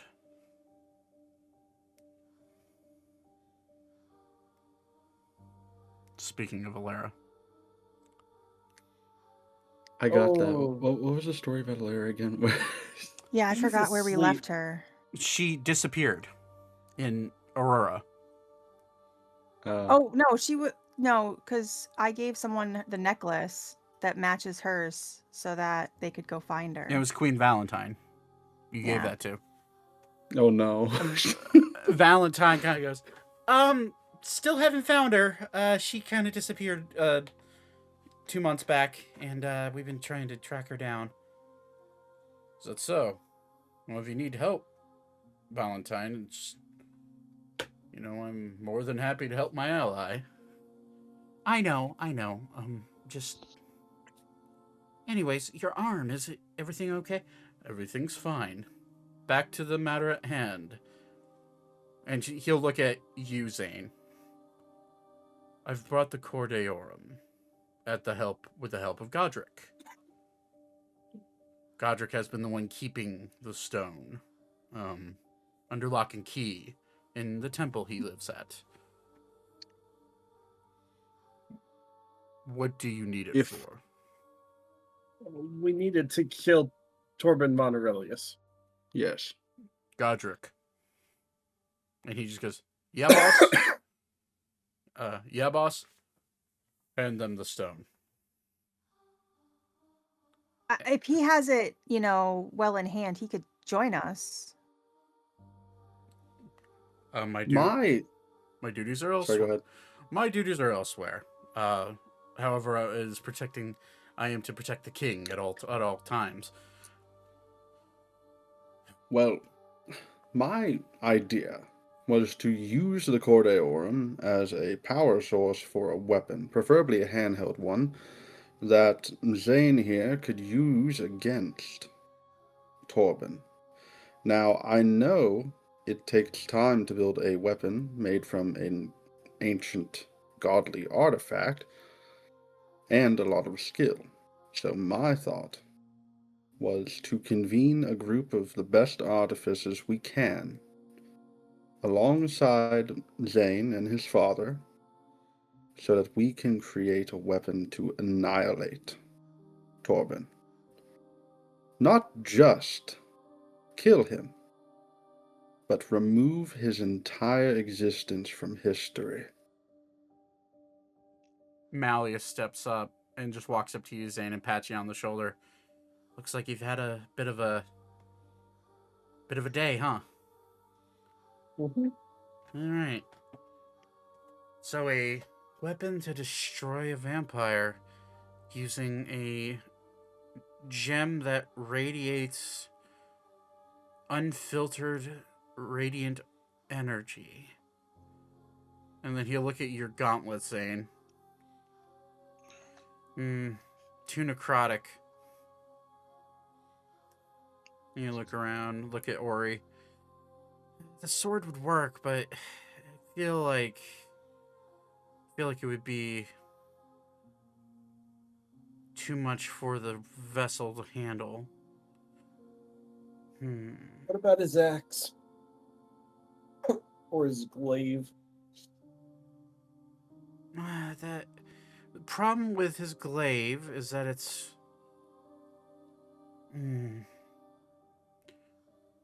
problem with the glaive is that it already has been enchanted beyond a normal stance.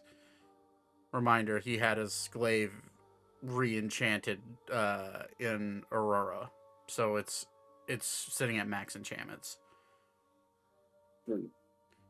And the Would axe, it be... axe is already a vessel Sorry. for divine. Axe is already a vessel for a divine being. Yeah, that probably won't work.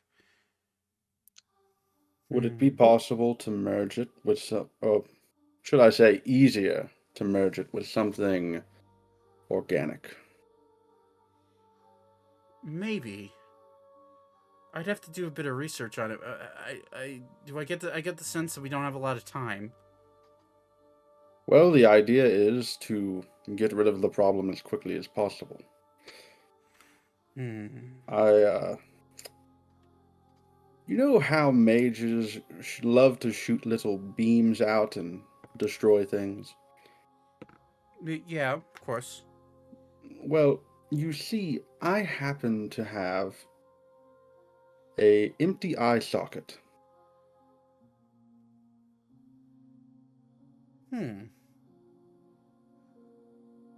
Is there potential... Isn't that the one that glows? Yes. Given that I'm God-touched, I may potentially be more apt with using such an object as a weapon internally. Godric, come here real quick. What do you need? As he walks up, towering over you, Beep.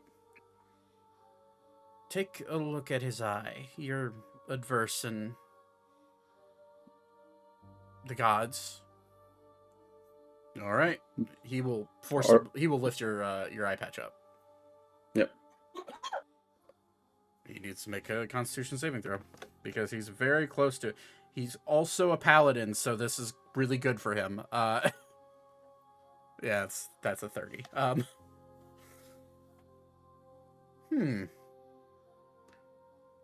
Yeah, you are certainly God touched.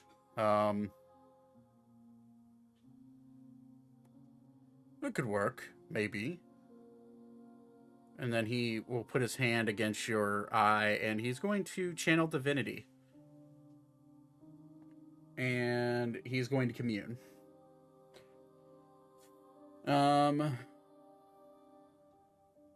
And then he will ask, "Oh, matron of flowers, can you tell me what this is?" All of you feel a breeze start to blow throughout throughout the mezzanine. And it's swirling as he's casting commune.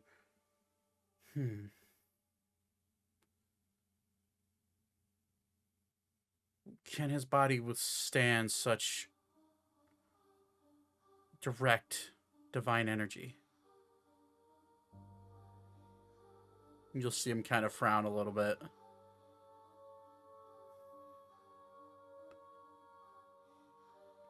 What can I do to prevent the side effects? You'll see him frown even more.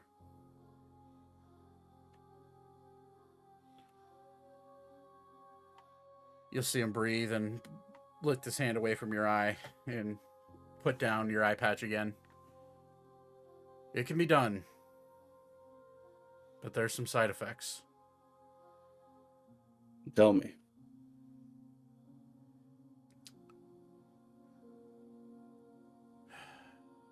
First off, Malleus will have to work with the stone to be able to shape it into your eye socket. You could use it to do quite a few things. However, you're effectively taking a piece of a god and implanting it into your body and expecting nothing to happen. And my goddess deemed that foolish. You're already god touched, so you do have some benefits. If a non-god touched person tried to do this, they die instantly. You, on the other hand, I get the sense you have a curious relationship with the gods. One of both understanding yet skepticism. That would be relatively accurate.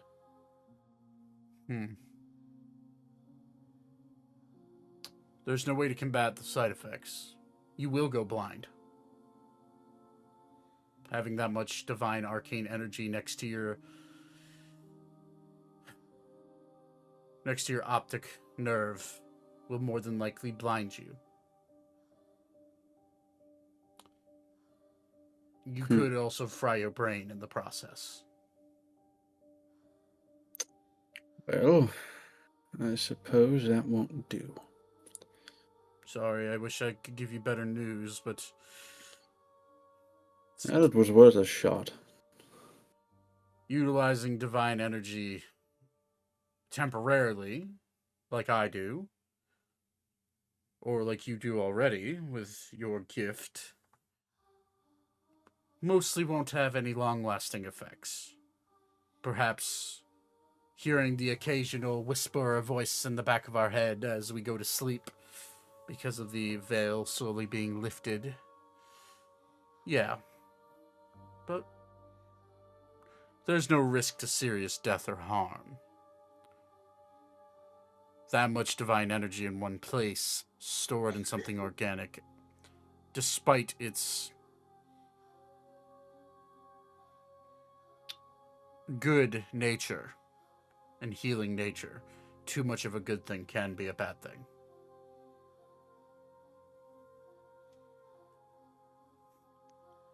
No. Can the cordiorm be attached to a weapon?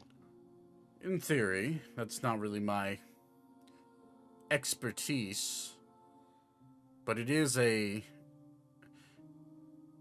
the rawest form of divine energy that exists in this world. All of you have handled it. All of you have been affected by it, clearly. In theory, it could. But it would take a feat of immaculate proportions from a pair of incredibly skilled artificers or craftsmen. We already have one. What if? Yeah, we already have one as he puts his hand on Malleus's shoulder. And pray tell, where would potentially another one be?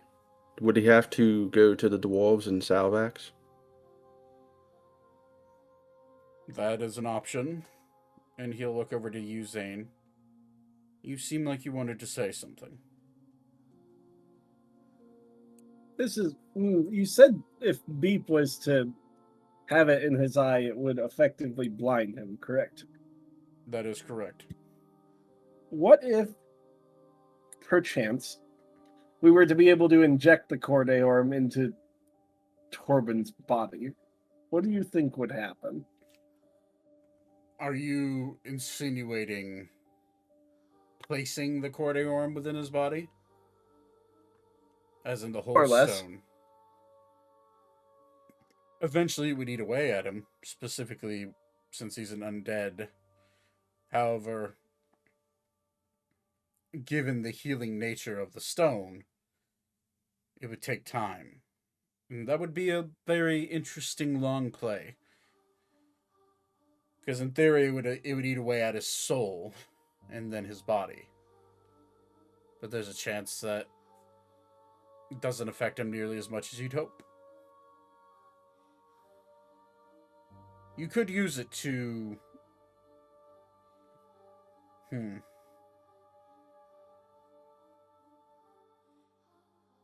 then he'll look over at Viola. You are probably more versed in how the undead handle the purest of divine energy.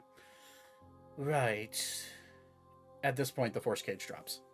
Because Ophelia is so overwhelmed with the amount of familiar faces. And it lasts an hour. It's been about an hour. Viola just stays sitting. She's not attacking anybody. She's not doing anything. She seems to be a bit more chill now that she has some food in her system.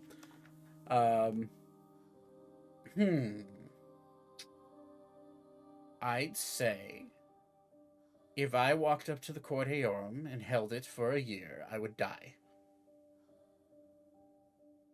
Eventually, the divine energy would rot me away. If you placed it inside my body, it would take a couple of months, but it would also give the same effect. What if, hypothetically speaking, we were to knock you unconscious and then place it inside your body somehow? It would have the same effect. The problem with the Cordeorum, specifically the Cordeorum, is that it was primarily built as a vessel for healing and regenerative capabilities. While it is pure divine energy, and that would have horrible adverse effects against us undead, it's not instant, since its purpose is to heal. So it would heal. It would heal our flesh. It would regenerate us. But as the large man said, eventually it would corrupt our souls, destroy our souls, and our body would follow.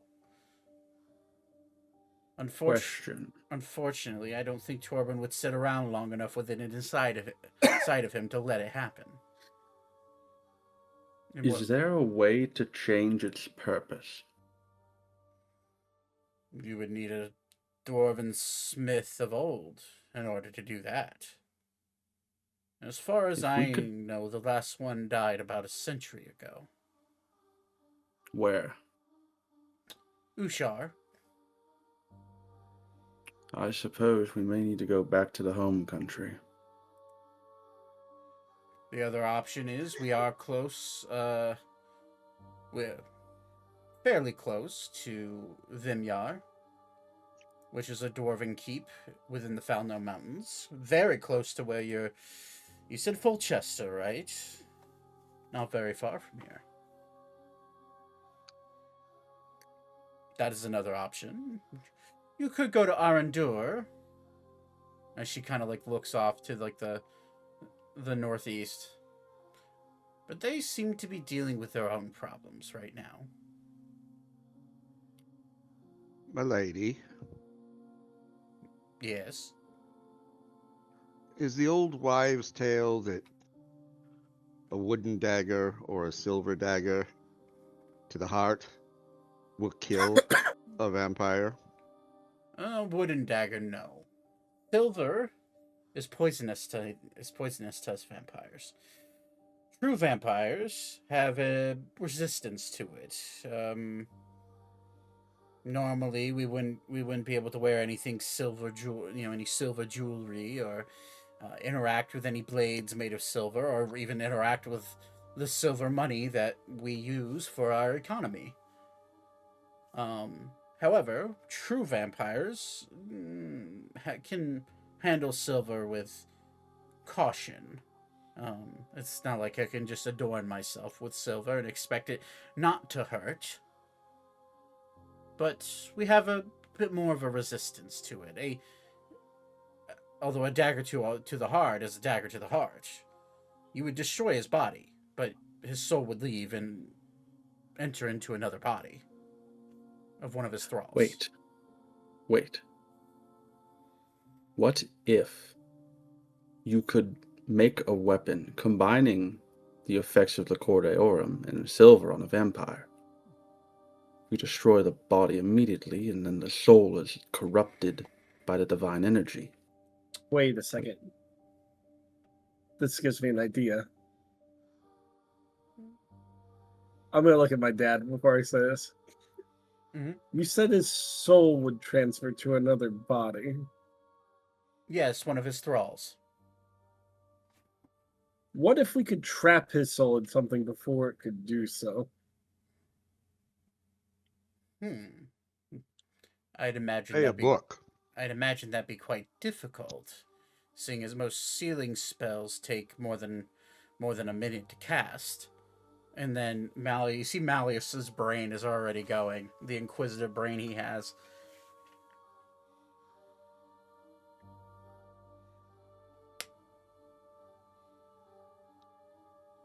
Didn't Leon create a vessel? Indeed. You told me about it. And he'll look kind of around the room, and his eyes will lock with Valentine. Right. The vessel. Wait. And she'll get excited for a second. Do you still have that, Zane? Do we still have it? That's a great Is a better question. Because I don't know if it got destroyed when we were doing our thing. This guy, it was a while ago. It doesn't feel like a while ago, but it was a while ago.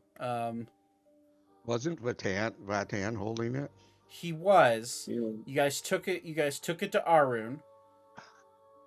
You took it to Arun. Took it to Yalinor.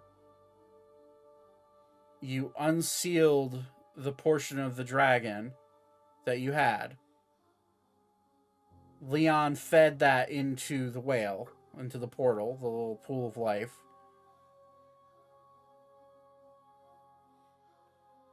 I don't think I ever stated that the vessel was destroyed. So Button still has it. For the sake of continuity, I'll have to go back and watch, because I don't have those notes right in front of me, and I probably wrote it down. For now, if we could find that vessel, maybe. But, and Malleus will look at you, Zane. In the meantime, you want to workshop some things? Sure. All right. And he'll look at Salazar. Do you have a workspace we could use? And Salazar nods. There's one underneath the archive that is now our alchemist uses. However, I'm sure it could be used as a workspace for artificers. That's entirely up to you. And Godric goes, well, hey. I mean, if we're talking about sealing something in a, we're talking about, using this core deorum to, be placed in some sort of item or whatever. I mean, I'll come help out. Believe it or not, I used to be a professor. Malleus kind of looks at him. Sure. Any other brains any other brains on the matter would help. Do you need a little bit more time, Zane, or do you think we can go do this now? I think we can do it now. Okay. So Salazar will kind of have one of his aides lead you to that, and all of you see Zane and Malleus kind of wander off towards the base, and we'll get to that in a bit. Well, it seems like we have some actionable things going on, Valentine kind of chirps in. Hey, Elka. Yes? I assume because you're here, is my... He's here. Is he? Where is he at? He is staying at the establishment he procured for us. Do you know what it's called? What was the name of it again? Thaddeus, do you remember? Lover's Lane? Lovers Leap In? That's it. Leap In. Salazar will stop as he's like kind of barking orders to he's clearly the top dog here at the archive. And he'll stop and look at Queen Valentine.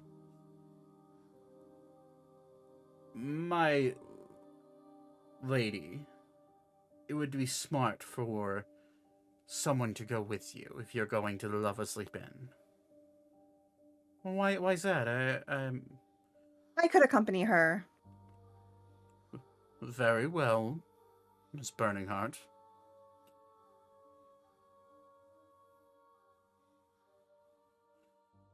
And you'll see Salazar kind of take a deep breath. The Grand Archive is for everyone to use as a staging area. As for you, and he'll look right at Viola, until your granddaughter is ready to go back home, you'll be staying here under my watch. Any issues with that? And Valentine will kind of like shifty eye over towards her grandma.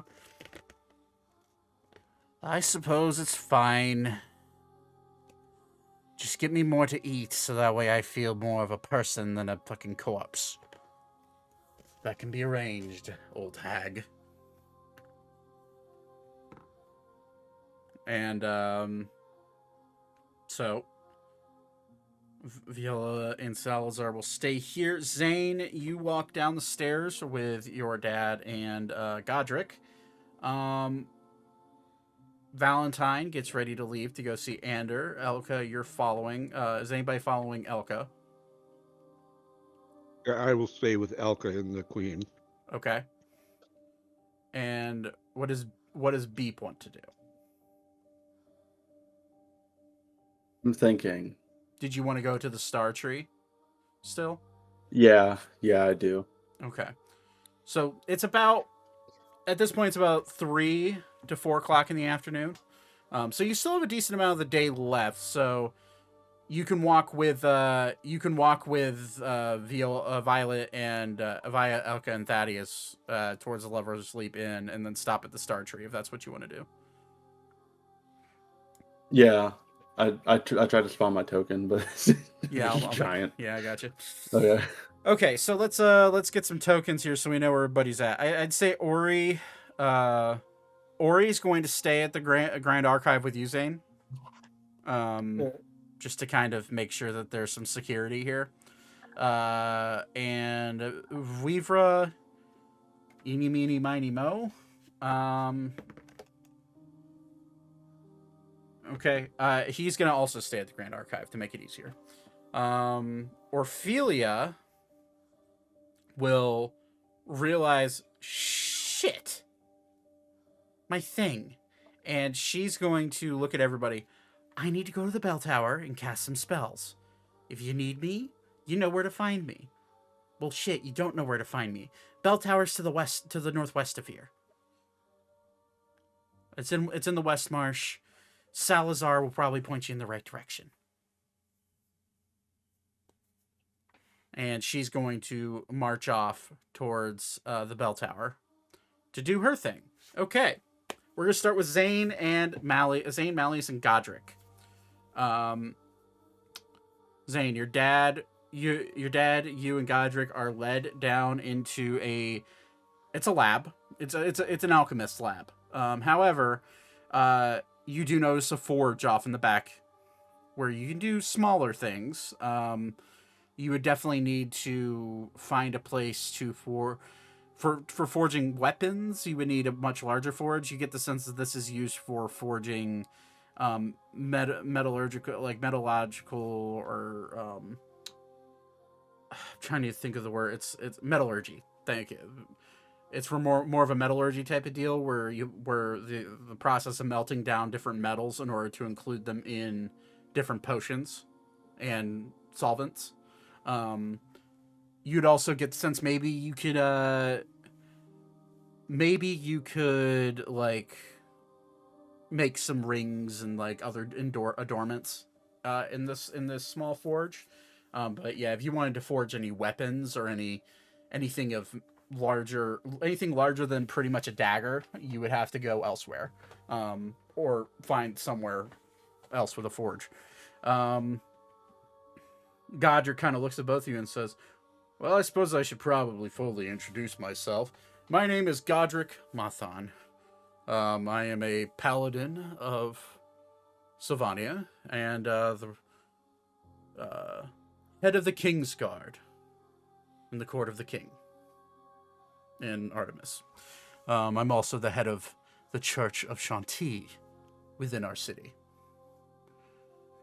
Didn't really get a chance to meet either, you specifically, Zane, since I was busy cleaning up dragons the last time you were in our city. So it was a pleasure to meet you. Nice to meet you as well. I've known your father here for quite a few years. He's a brilliant mind. In fact, him and I were discussing how to better utilize the Court Aeorum and maybe use its essence into making potions, but if you have a more pressing use for it, that can wait. I don't know that I have a use for that, per se. As much as the soul vessel that we may or may not have. Yeah, I need to It's, unfortunately, this is one of those situations where I actually didn't write this down because of how crazy that moment was. So I need to go back and watch to see if I mention anything with the vessel. If the vessel didn't get destroyed, you have it. I will say. If it did get destroyed, sorry. That's fine. But your dad will pivot and say, well, we can maybe draw up some schematics for potentially something that could hold the Court Aeorum. Silver isn't a good receptacle for it because it's just too soft. Same goes for gold. Maybe mithril, but probably not elvish mithril. It'd have to be dwarvish. It's stronger and easier to meld. Also far easier to enchant. Godric, you don't happen to have a bunch of dwarvish mithril on you, do you? I do not. But I do know some people back in Artemis that would probably be willing to supply it. We're halfway across the world, though. And at this point, Rosalor... I have something that can help. Huh? At this point, Rosalor kind of... he's been keeping quiet this entire time, kind of being sheepish in the background, realizing he's hasn't spoken to all of you since the incident with Leon. And he just kind of walks, kind of like, I can still teleport today if needed. Hi, Zane. Oh, If it's dwarvish mithril you need, I can find a way to procure it. Anything to be helpful. that'd be lovely. Okay.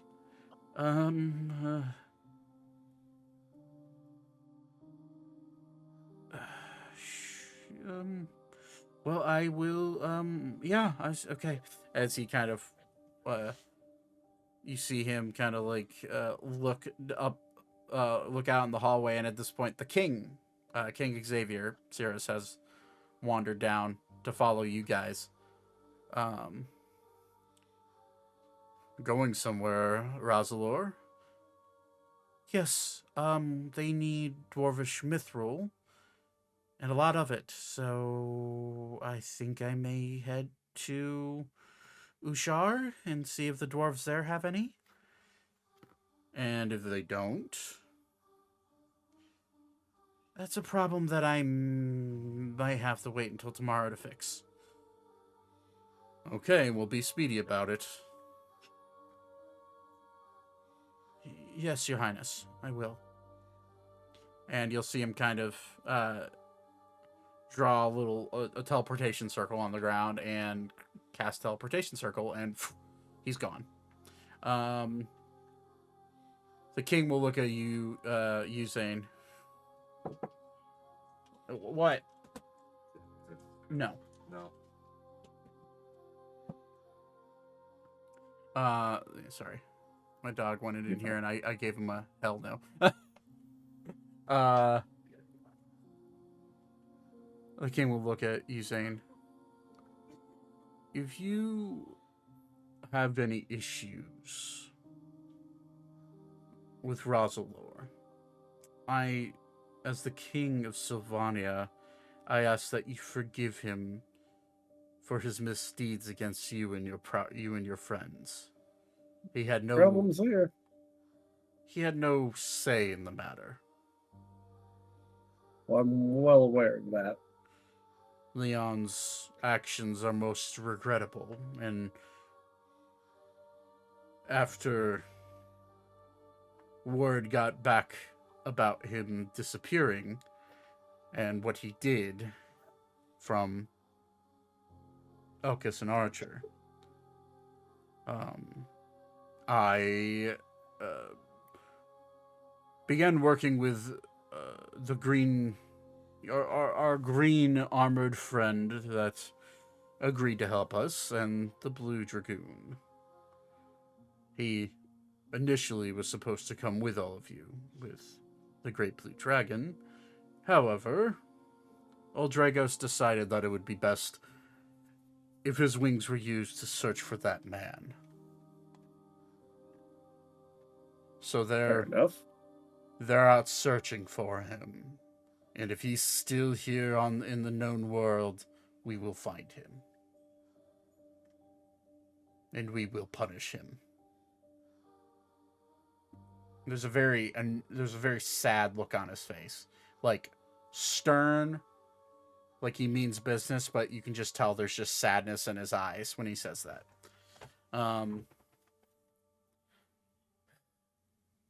Malleus will kind of, well, I guess we better get to work. Magic. To start the process off, see if you guys could even make something like this. You can roll a group. We're gonna call it roll a d20 and add your spellcasting modifier or your spell attack modifier. And you're gonna roll it with your dad, and they'll determine, Like my spell attack bonus? Yes. Oh, we're looking really good here. I rolled a 30. 30. This will determine a spark of genius between you and your dad. Uh,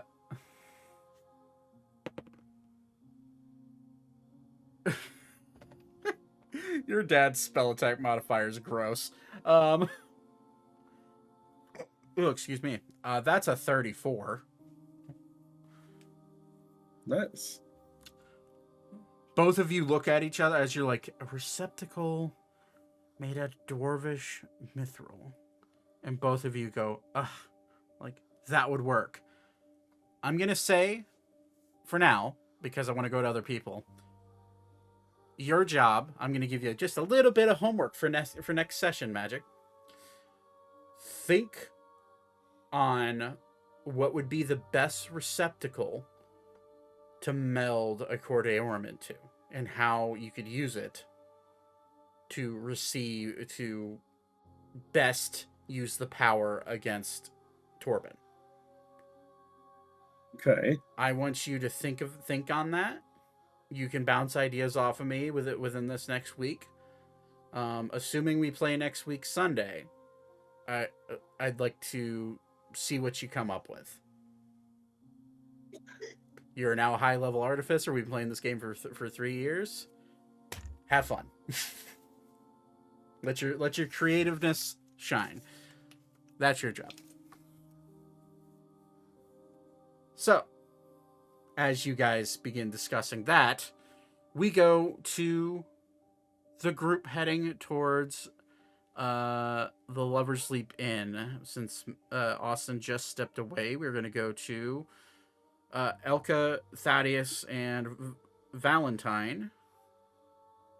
You guys leave. Beep kind of looks at you guys and says, and kind of like looks and says, I'm going to stay at the Star Tree for a bit. You three head to the Lover's Leap Inn. You wander in, and Valentine immediately goes, I am going to warn her a little bit before we get there. Okay. About what to expect. Okay. I'm just going to say it may be a little bit more provocative than you're expecting an inn to be. She rolls her eyes. Elka, I have been dealing with this man's lust for 2 decades. Elka's going to let out a huge breath like, oh my god, I'm so glad you know about this and I don't have to like... Yes, I'm aware he sees other people while he's on his adventures. But to be honest with you, as long as he's safe about it and doesn't get anyone else pregnant, I'm okay with it. But he knows if I catch him in the act, I'm going to kill him. So hopefully he has everything tucked away when we get in there. Honestly, you deserve better than him. She looks at you and just kind of studies your face as you say that. You know, my mother said the same thing. Hence why he technically is banned from the castle.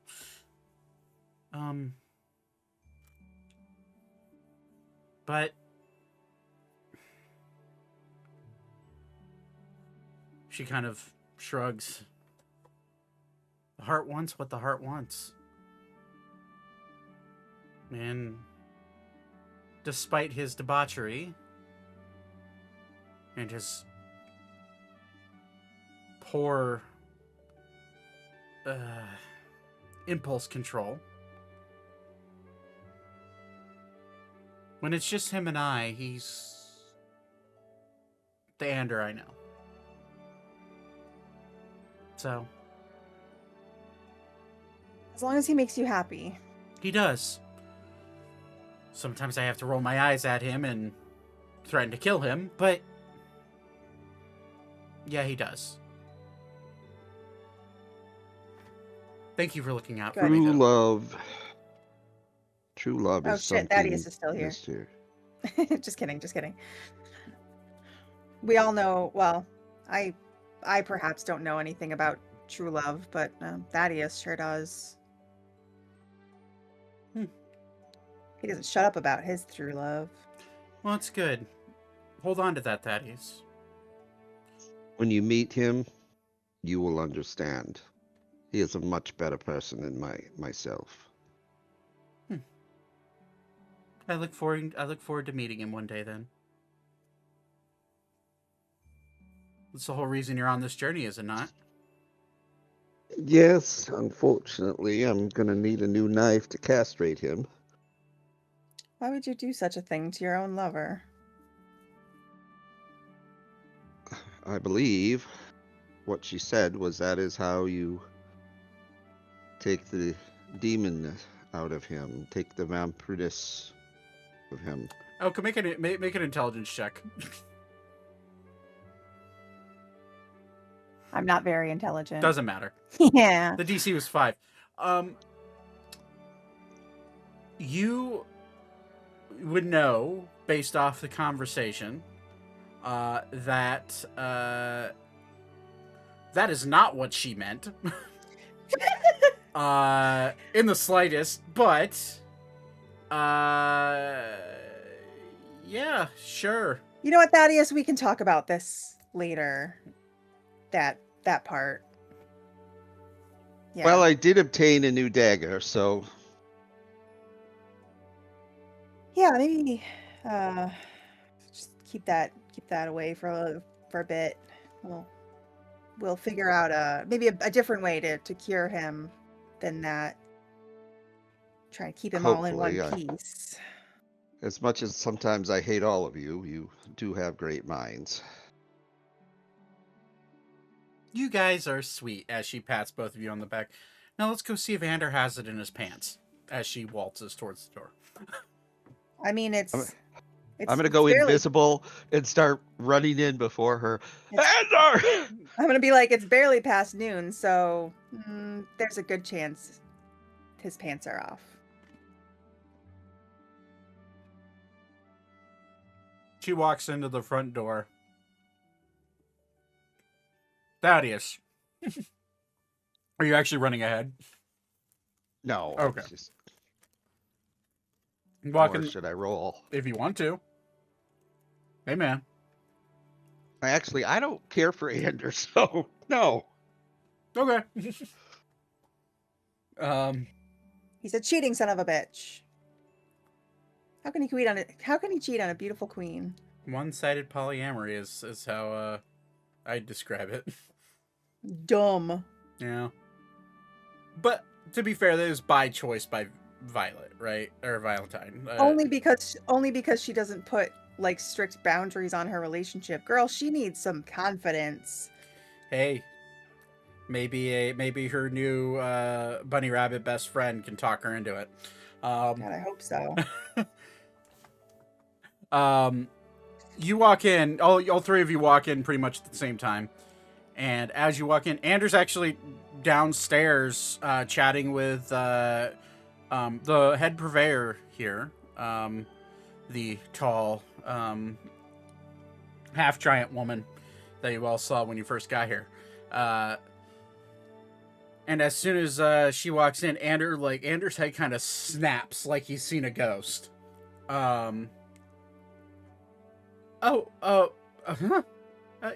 Excuse me for a sec. Valentine? What are you doing here? Well, I'm here for other reasons, but they said you were here, so they brought me here. He wanted to see you. That's great. Hey, this isn't really the best place for you. This is kind of a brothel. I know. I've been keyed in on what it is. Have you been behaving yourself? Just depends on what you mean by behaving. If you mean behaving by being a gentleman and not making anybody weirded out by me and like protecting people I care about, yes, I've been good. No. If you mean sleeping with prostitutes, yes, I've done that as well. And she'll look at him. Which ones? And he goes, I think they went home. Doesn't matter. Which ones? As she smiles at him. Valentine, you don't want to know that. No, I certainly do want to know that. That's kind of part of the rule. He has to tell me about it. They're certainly not as pretty as you. Maybe not. I do want to know. Excuse me, but I I would need just to like- take leave. Okay. Valentine, I just would like to remind you that they're simply doing a job, and it's not their fault that he's a big cheater. And she will turn and put both hands on your shoulders, and kind of kneel down because she's a little bit taller than you. Elka, my dear friend, I would never dream of harming people that are just doing their jobs. However, it's established between your lovely airship captain and I that if he does have any relationships... Okay, Todd. It is part of our deal. I understand he travels the world and he may have urges. Every time he comes back to me, he's to tell me about his exploits. And I deem whether or not they were appropriate. Oh, And Okay, if they're not appropriate, he won't don't let me like get in it. the way of his punishment. By all He means. will not like it. Ander kind of gulps a little bit. Well, dear, it was a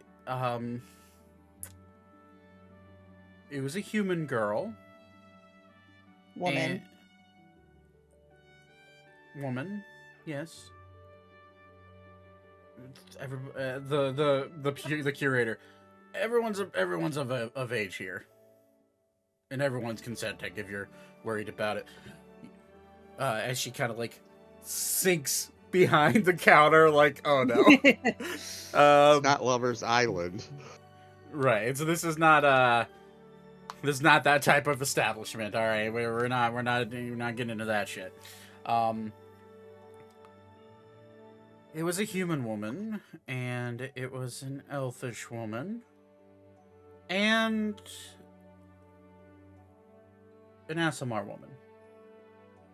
Okay, all right, so 3. How long have you been here? One night. We've been here 1 night. Oh. So it's been a busy 24 hours for you. Yeah, yeah. Busy, right. Their names were... Actually, there they are right now. As there, you see 3 fully dressed women sneaking down the stairs trying to avoid the main hall. They're right there, actually. If you would like to talk to them. Of course, I'd love to talk to them. I rolled really poorly for stealth check, Todd. I'm sorry. And she just walks over and she just goes, ladies, I'm not mad at you. I just would like to speak with you for a moment. Get to know you. The 3, like, their eyes keep darting towards the head matron here. And who's, like, peeking up over the counter, barely.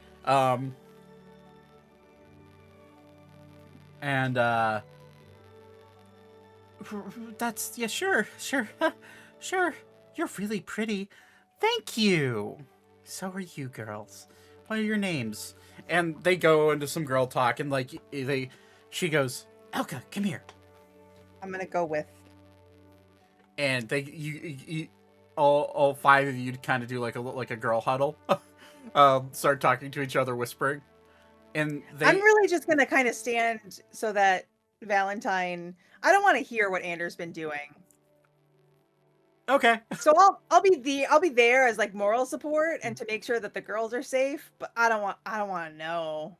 You'll hear what you'll catch from her is specifically Valentine because you're close to her. Girls, was he a gentleman? They all three of them kind of nod. Did he hurt you in any way? They all kind of shake their heads no. Was he being safe? They all kind of nod their heads yes. Okay.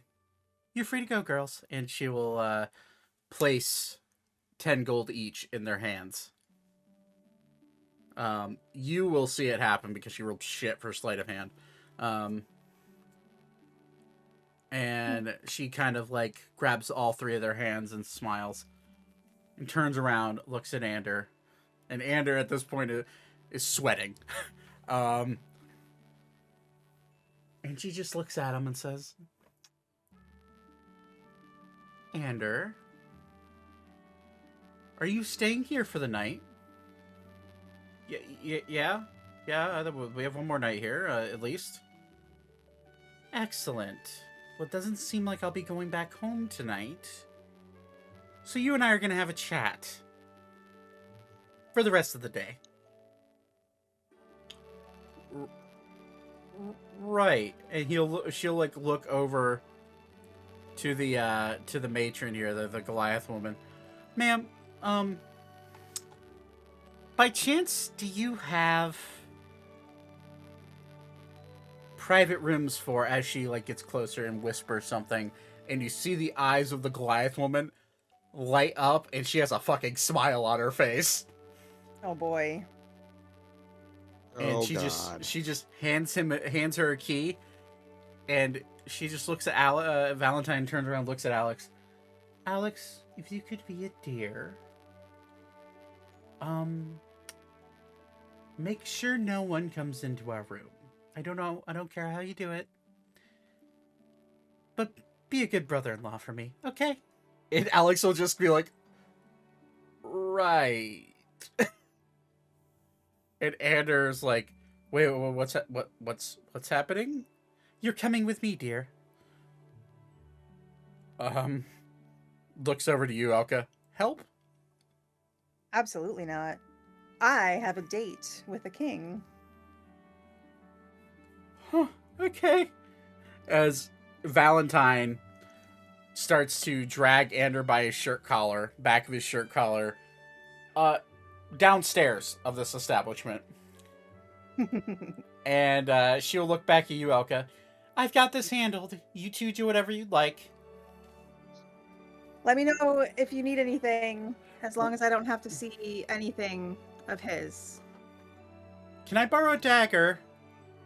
Absolutely. I'm gonna pull one of Thaddeus's like random normal daggers out of his like sheaths and like toss it at her because I know she'll be able to catch it. Yeah, she I hope catches it. So. Ander sees that, and like his eyes go from what is happening to, oh god damn it. Have fun, Ander. And she drags him down to the basement. I'll buy you a new dagger, Thaddeus. You probably don't want that one after. No. Thank you. Okay. So I've since returned. So since we're here, I'm gonna look for my friend King Harry. Okay. I want you to know that the only time I write stuff down is the people that Elka sleeps with. I'm proud of you. Okay. At least you write the important stuff down. Yeah, so important. Oh, you look for he is he's not here. It's Damn it. Yeah, it's too early in the day. I'm gonna go ask the matron when he might arrive. Harriet. Oh, gotcha. Okay. Yeah, he'll be here tonight at about 5 hours. Okay. All right. Zach, high or low? Low. Thaddeus better not sneak into that fucking room. God damn it.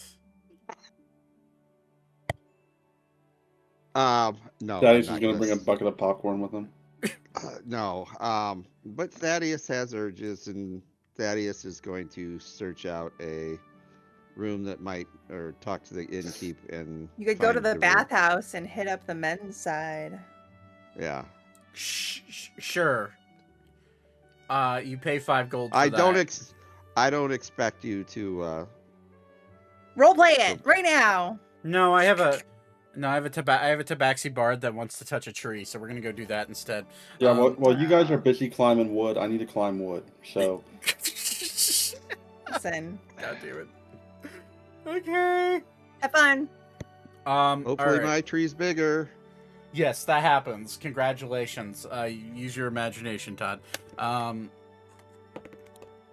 We cut to Beep / Arval. Beep.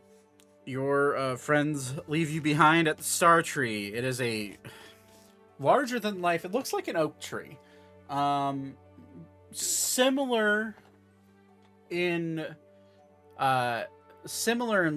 like I guess type and make of the world tree that you climbed.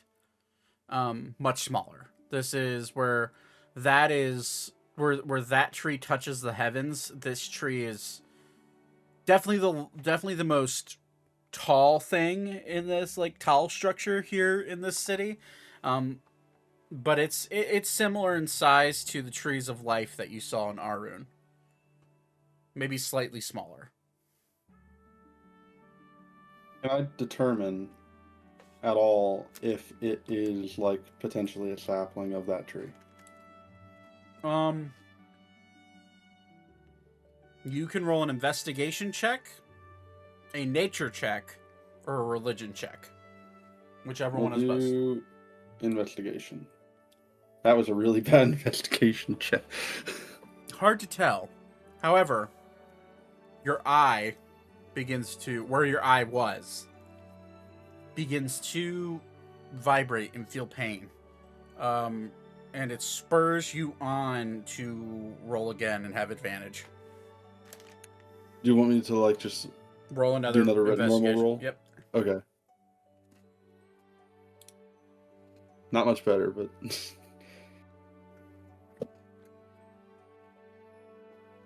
$15. Sorry, I'm eating a Girl Scout cookie. Thin Mint? An adventureful.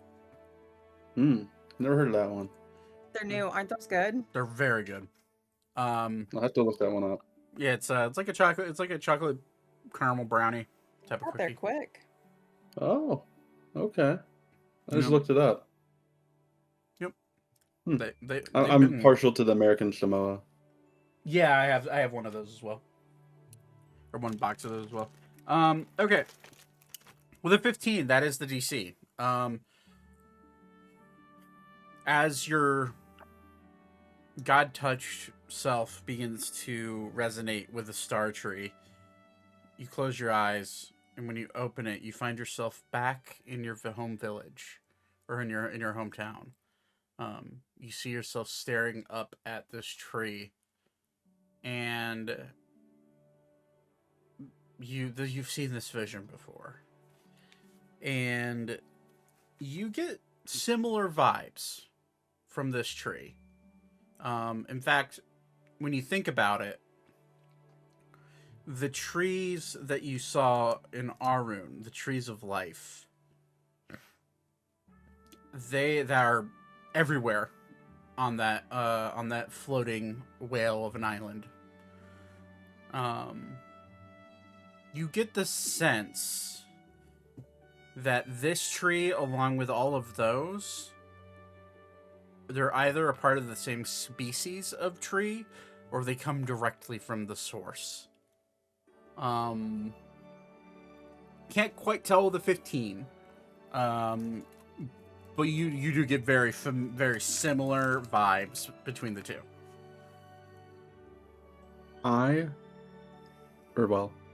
Arval is going to start climbing it. You can climb the top of the tree? Okay, make an acrobatics check. Yeah.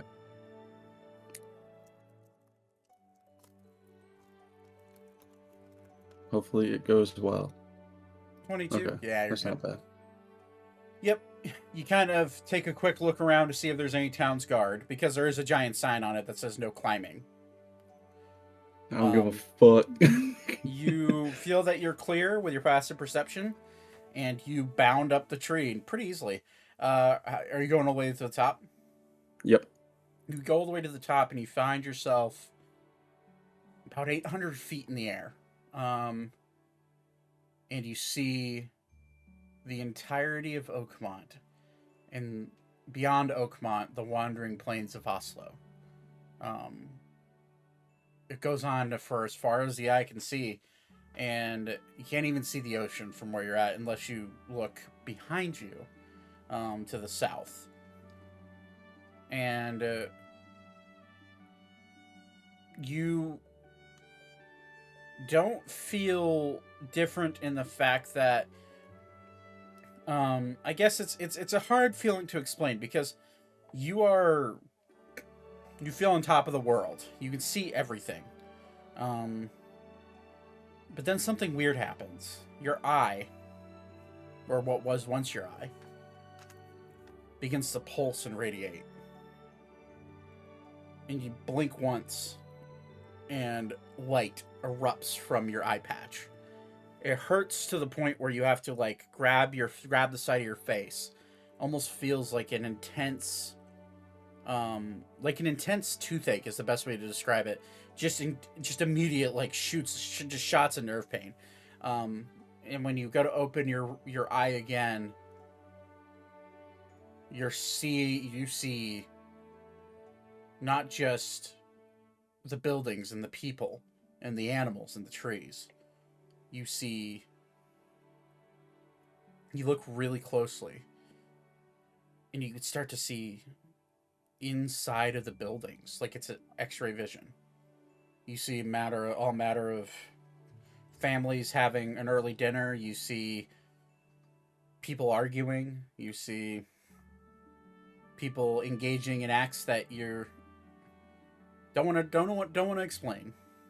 Can he see Ander getting absolutely flayed by Valentine? Yes, he can.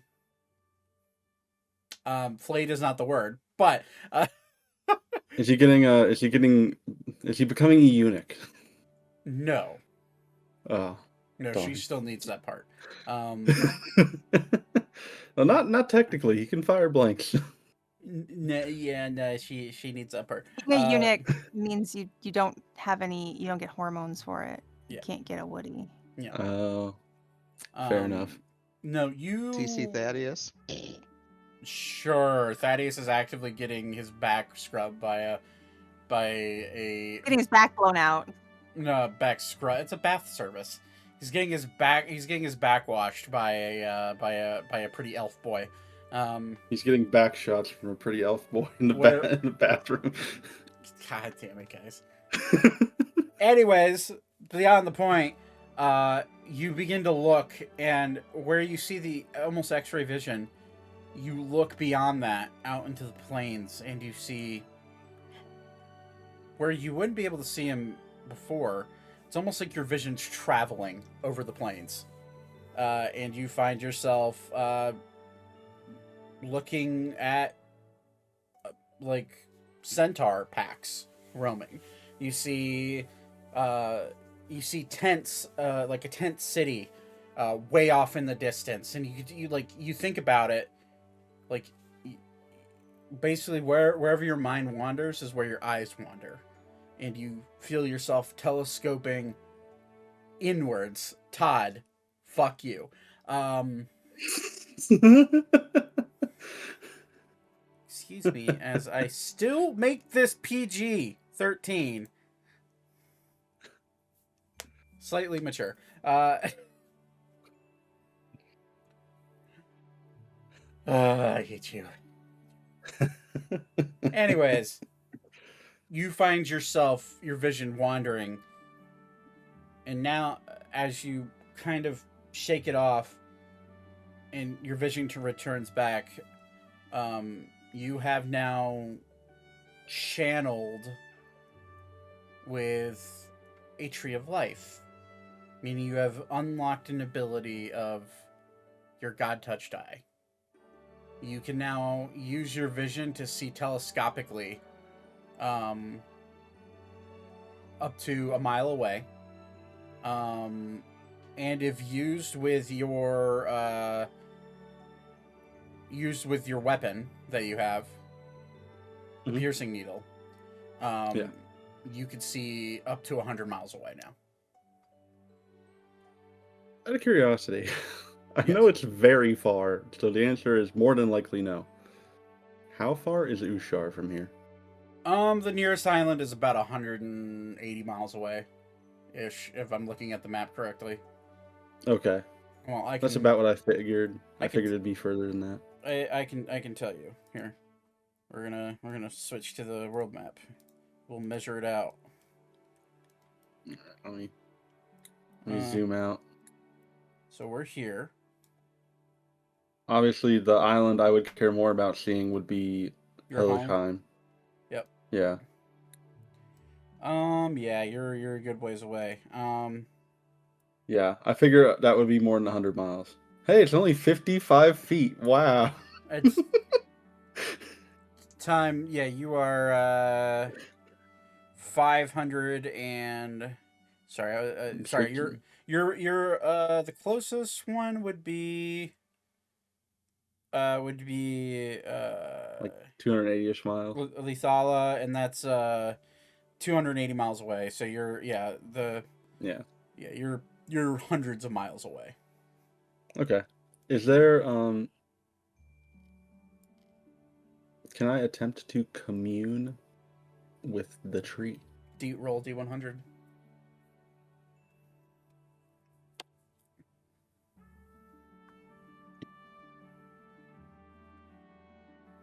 $99. Holy shit. Unfortunately, that's the complete opposite of what you want to roll. Damn it. Yeah. Yeah, unfortunately, no. But you have effectively synthesized with a tree of life. So you have gained the ability of telescopic sight, as well as the ability to see within, beyond sealed off walls within 120 feet of you. Oh, and that's anywhere. Anywhere. Okay. And you could turn it on and off. So I can see through walls and I have true sight. Yes. Okay. Yes, you didn't. Okay. You didn't do this in our runes, so I've been waiting for you to actually do something with it. Yeah, okay. Another question. Sure.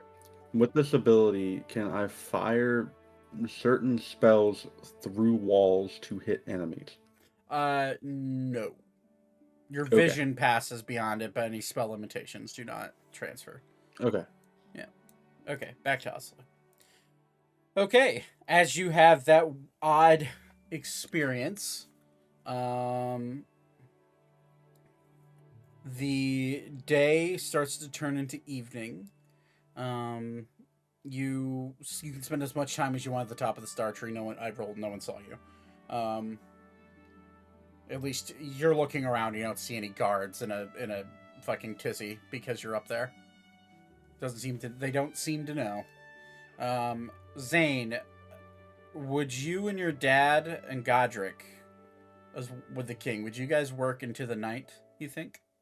More than likely. Okay. So, you guys work into the night. Thaddeus, Elka, you guys find yourself getting busy within the Lover's Leap Inn. How much do I owe the king? For one night with him is 10 gold. Done. Yep. And I'll tip him too. All right. Yep. So eventually, Vivra and Ori make their way back to the Lover's Leap Inn, and go to sleep. Ori does some extracurricular activities as well. Weaver goes and has a nice chat again at the juice bar. He does, actually. He goes and has a nice conversation. What do you want to do, Beep? Are you gonna stay on top of the tree, or are you gonna go to are you gonna go to the hotel to get a night's sleep? I was thinking of attempting to commune with the tree overnight. Like I know I initially failed, but like just kind of like keep spending trying. time. Okay. Yeah, like maybe seeing if I can like integrate myself better with the tree over time by Okay, being on top of it. roll a d8.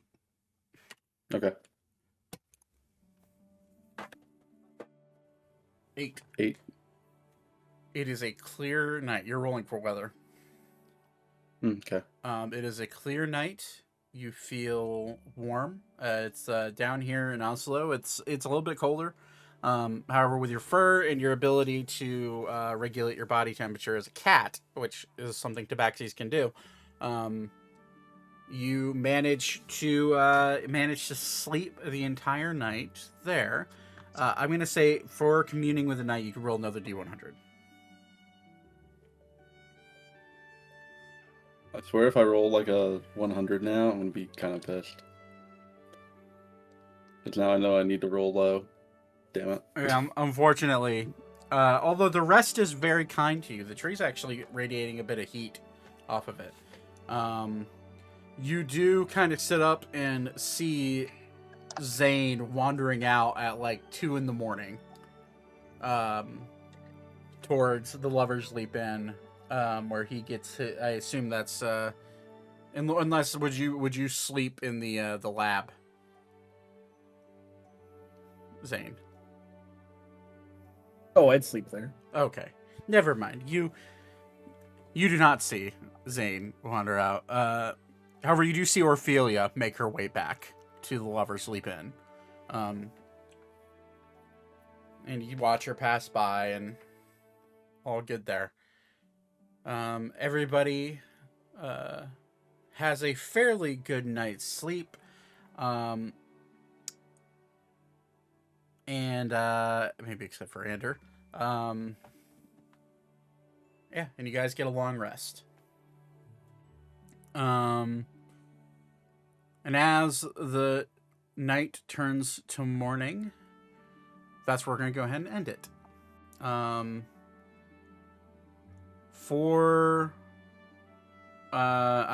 Seeing as I'm giving Zane homework, I'm going to give everybody else homework. We have up to one more night here in Oslo, potentially leaving on this next day. What I would like all of you to think about before next session is if there's anything that you guys want or think you need before the journey ahead. So being able to, so whether that be, I know Elka has purchased some healing potions. And I know that some people have bought armor and spell scrolls. But for specifically you, Austin, and Todd, if you haven't really spent a whole lot of money either, if there's anything that you think that you need before leaving, this is the place to do it. So take a look over your over your inventory. See if there's anything you're severely lacking for materials, and figure out if you need anything before we take off down the river towards Torben. So, all right, that'll do it for us. Thank you for playing, guys. I will be right back.